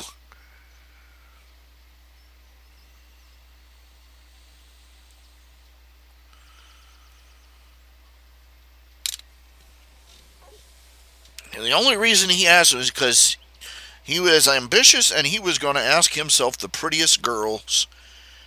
He wanted to ask himself the prettiest girls to the dance.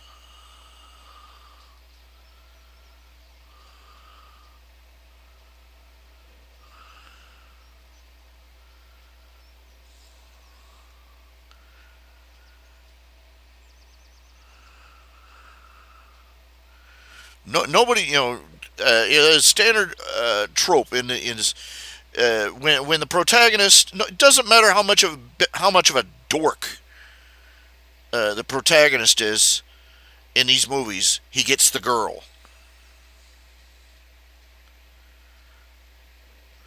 I mean, it's never some girl who's as big a dork as he is.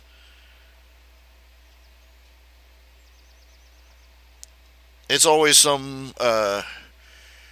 It's always the prom queen or the undiscovered beauty.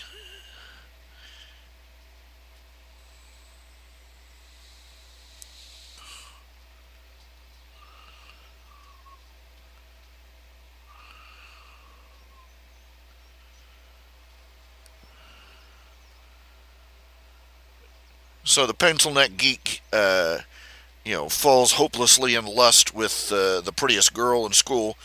Goes and wins the football championship for the team. Hurrah, hurrah! And the girl is his, or the uh, or the girl Friday, who has been loyally dogging along through the whole story,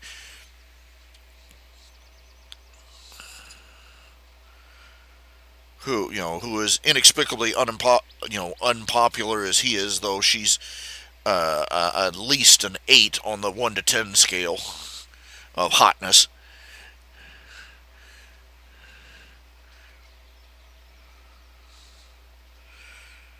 But we reverse this, and it's a cute but not particularly beautiful girl who's awkward and slow and clumsy and not popular, and she has a crush on the local pretty boy, which is Nip, and ends up getting him, and somehow that just flies up your nose.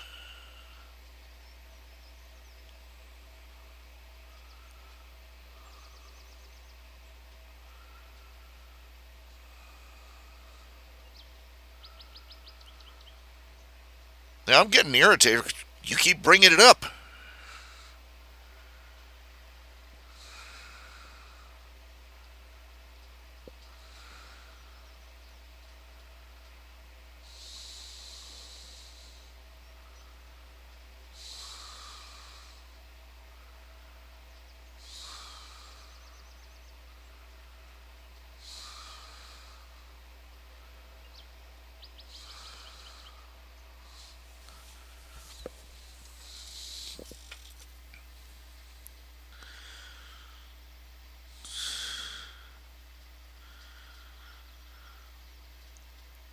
What's really annoying is the fact that you keep insisting he'd be better off with the alpha bitch of the Pops Auto Girls.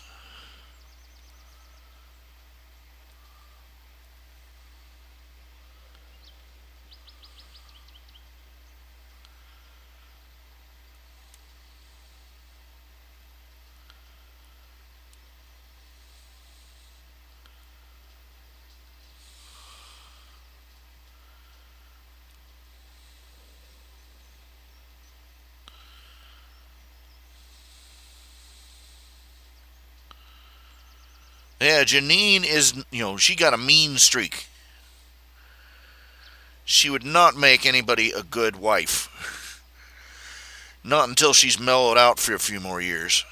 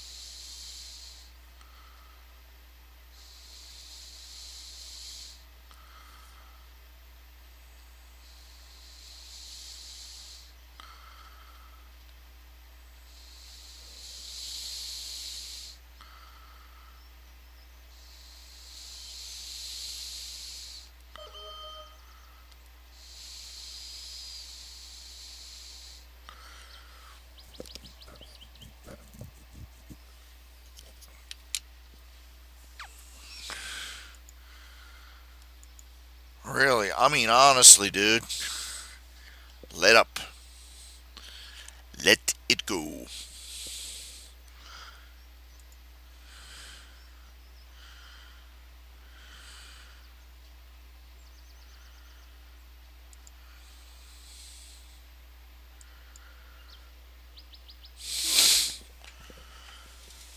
Look, I don't know Symbiotic Titan.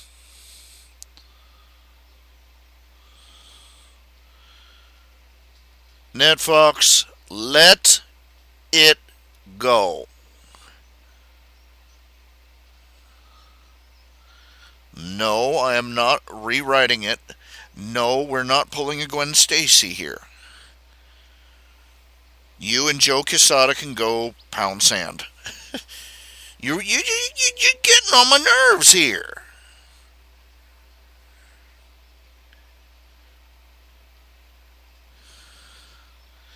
She would be so much better for him.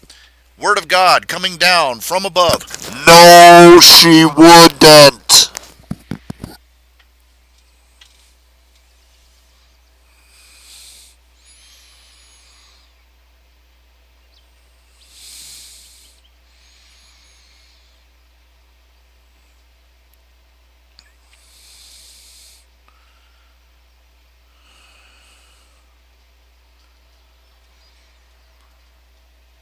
I'm sorry, y'all, but Nephi's really grinding on my gears here.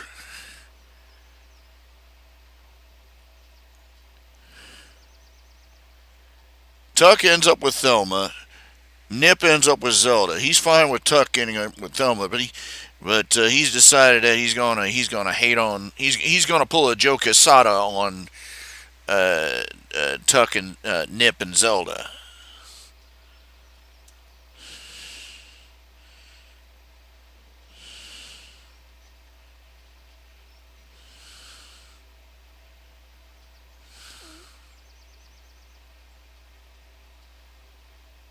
And I, as the author and the creator of the characters, and who intimately knows the character development and their personalities, am telling you, your opinion, no.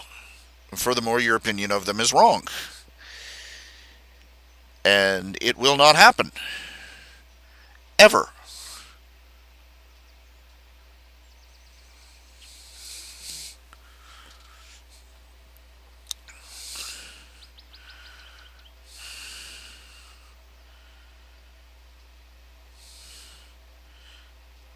As you may have missed it in all her appearances, it's very clear that Janine has got, she's got a short temper and a mean streak.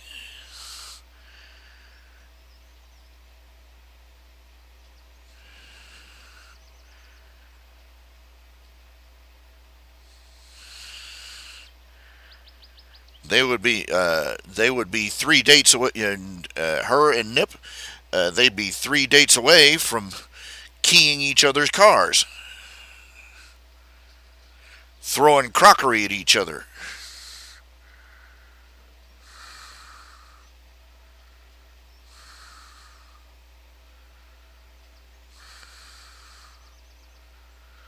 It is better for a man to dwell in the corner of his own of a rooftop than to live in a wide house with a contentious woman.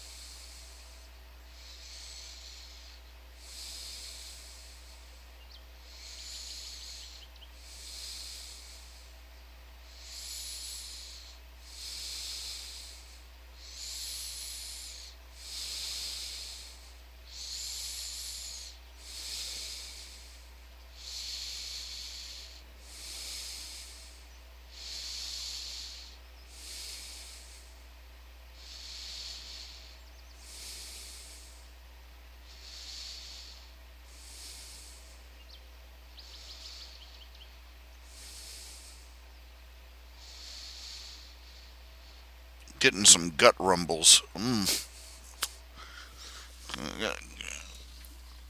Mixed up some. Well, it's what our family calls tuna casserole. It's basically boil some noodles, throw in a can of tuna and a can of cream of chicken soup.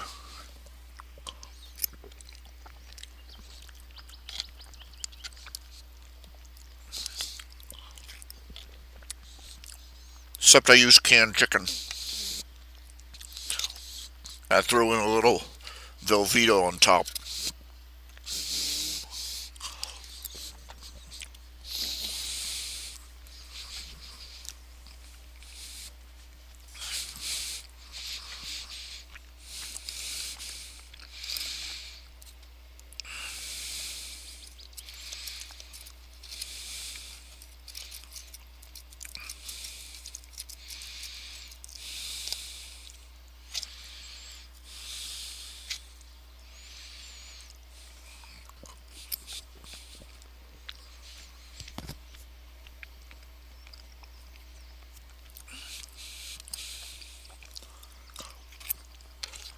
I'm serious, Nip. I mean, the idea of Nip and Janine.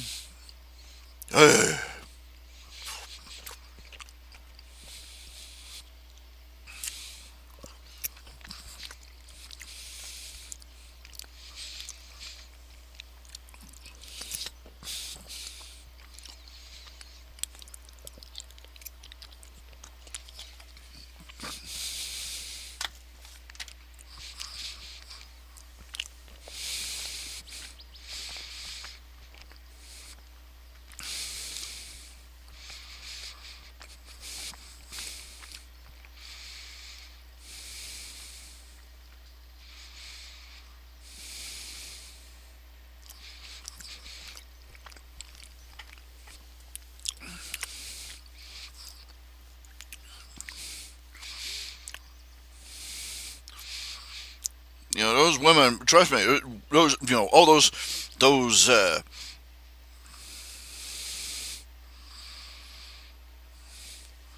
You've seen these women. The ones with spunk and sass and attitude.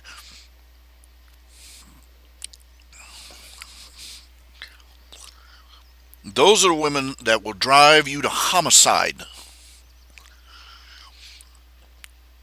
Those are women. They destroy their own relationships. I haven't been in relationship with women like that. I've watched them.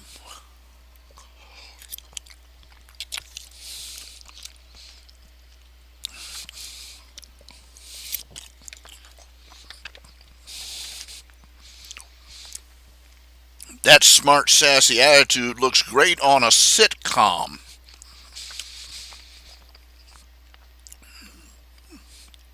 but in a real life or in a real, more realistic relationship, that man is going. I'm getting tired of your shit, woman. Getting tired of it.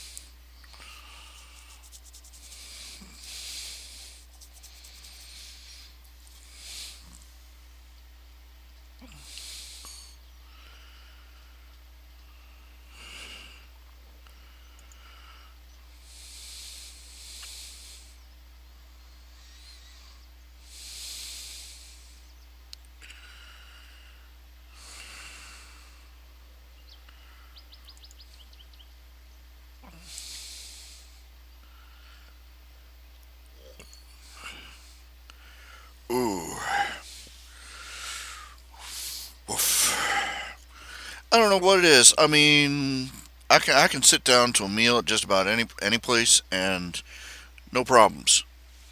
I eat the same food at home, make it myself, and I start getting heartburn. And I don't know. It's not like I use a lot of spices or anything. And I use pretty much the same ingredients. And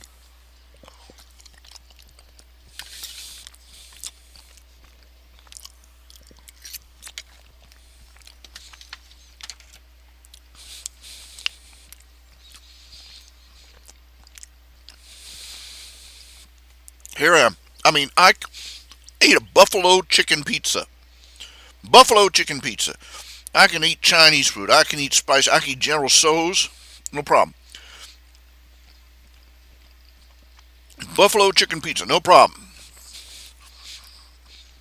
I go home, eat a nice bland meal here of noodles and cream of chicken soup, a couple of cans of chicken with a little Velveeta and a little cheese, and my stomach's starting to go into a into an uproar. And I'm like, what? No way. I mean, getting it's like everything backwards.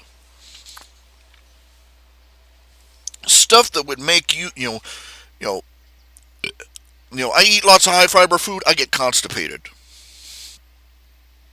I eat cheese. I get the trots. I eat I eat bland food. I get heartburn. I eat hot spicy food. Most of the time, no problem. It I go out and eat. I have my stomach handles that fine. I eat home cooking, my own home cooking, and no, I'm not like poisoning myself or anything. I'm not a terrible cook, but I eat my own home cooking, and I start getting heartburn and indigestion. I don't know what to make of it. It's like, well, I said, backwards. Go figure.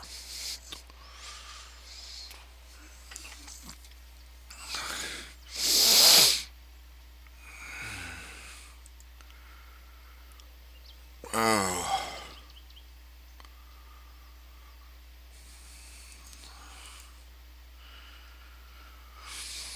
well, it's going to be in the 20s tonight, and it's going to be in the teens tomorrow night. It's going to be 11 degrees tomorrow night, they're predicting. I'm going to die.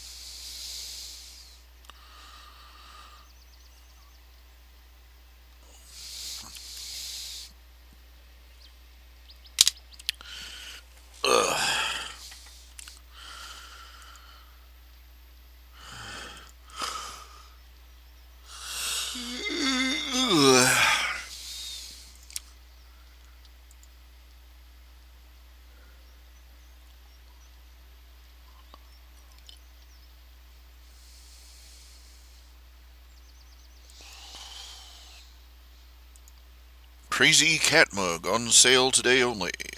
Okay, I gotta see this.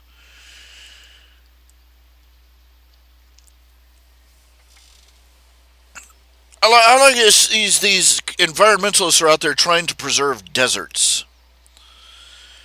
I've kind of got to question that. I mean, they're not just preserving desert. We're talking areas like the salt flats, where they hold where they hold the Burning Man festival.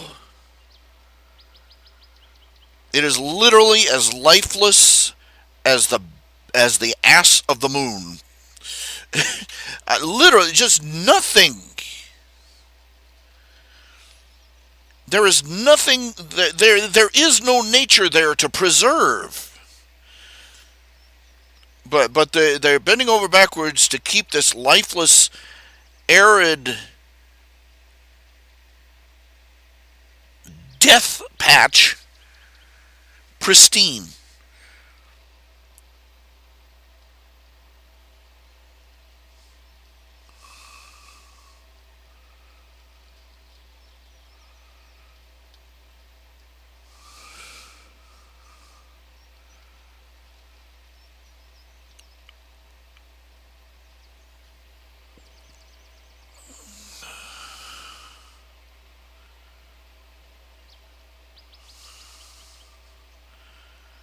And this is just contrary to common sense.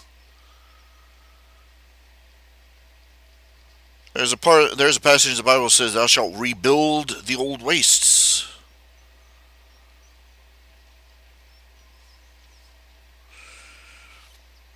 And many of the miracles of the Bible, they describe making the desert bloom with life. The desert is what happens when the climate goes bug nuts, and everything that was living there is forced to scrabble for survival. The Sahara used to be a jungle. Think on that. You want to ask your climatology, your global warming advocate friend.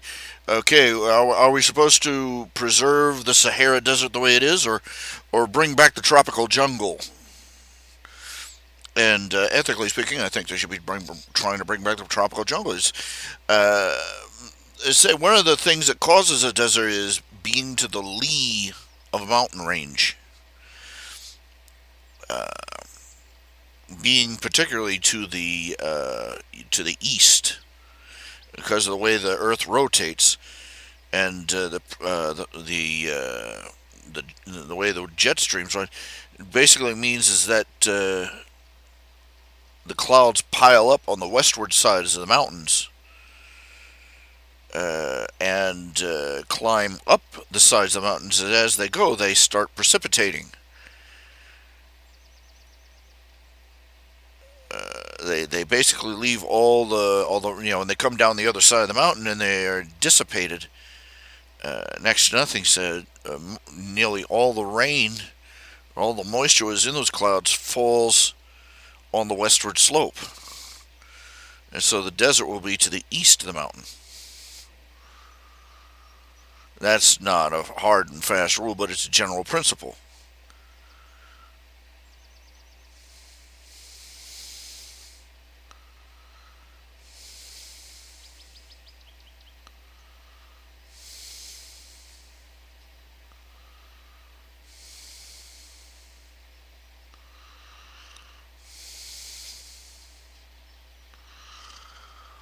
So,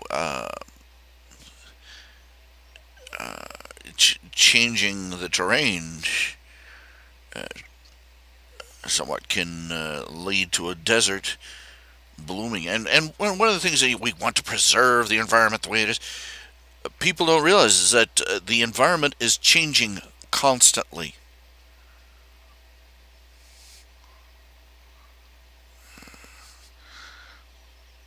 And not by man's influence. It's just a matter of time and geologic scales.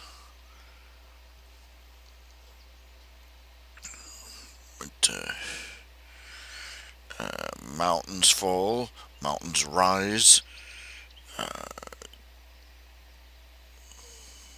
the you know,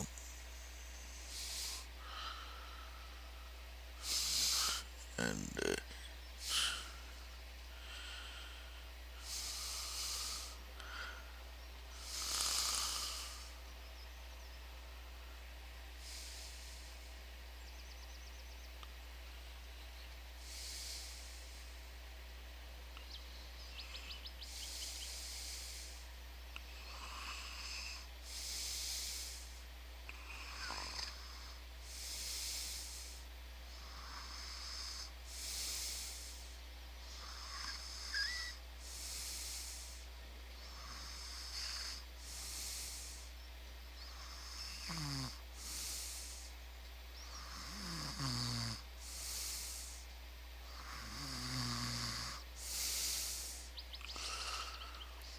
mm, sorry, my mind's slipping a little bit, slipping a groove here.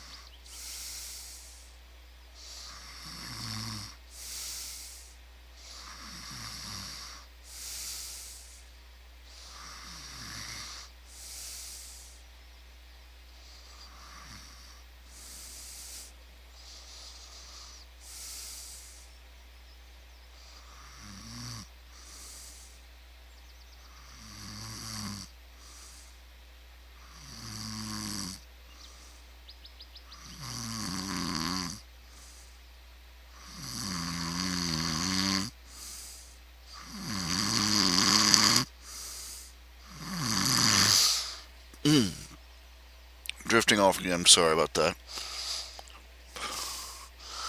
And lost my focus again.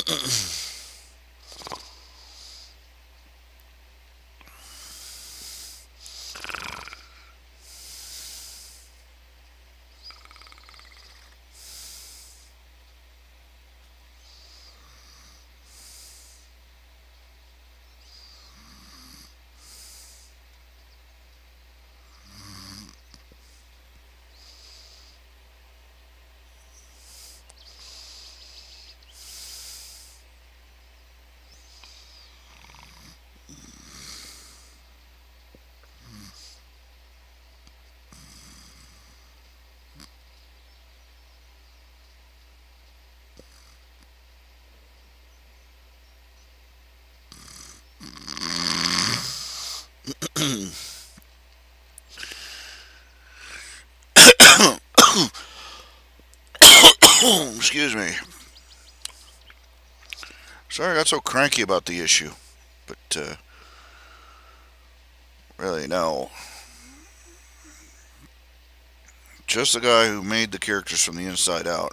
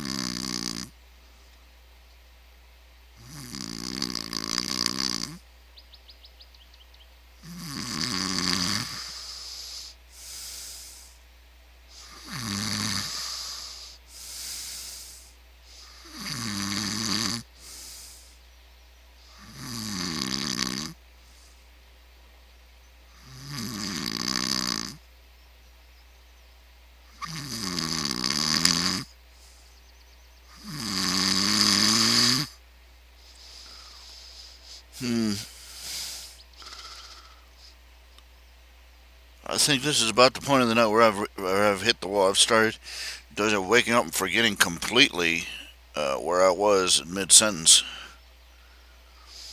at that phase of it.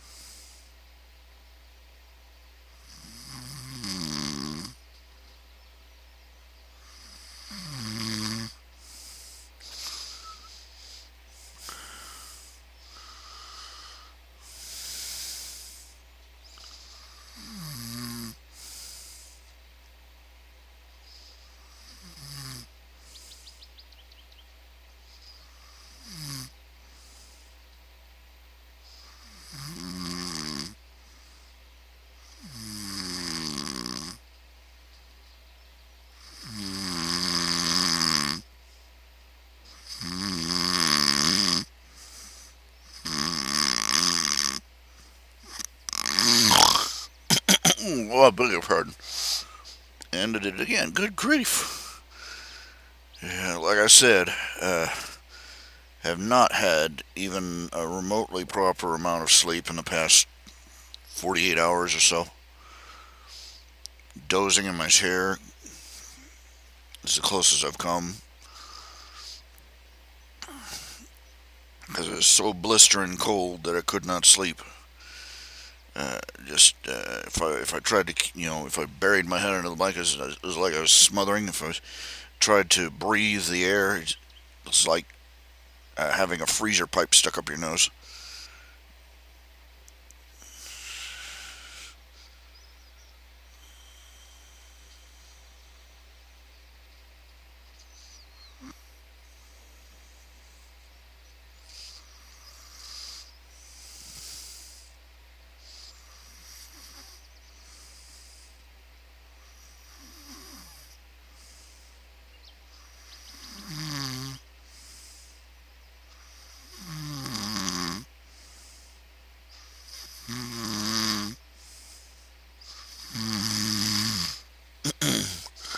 Okay, it is.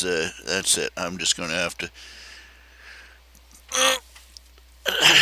That's when you conk out 3 times in one sentence. That's a good sign that it's time to call it. Throw the towel in for the night. So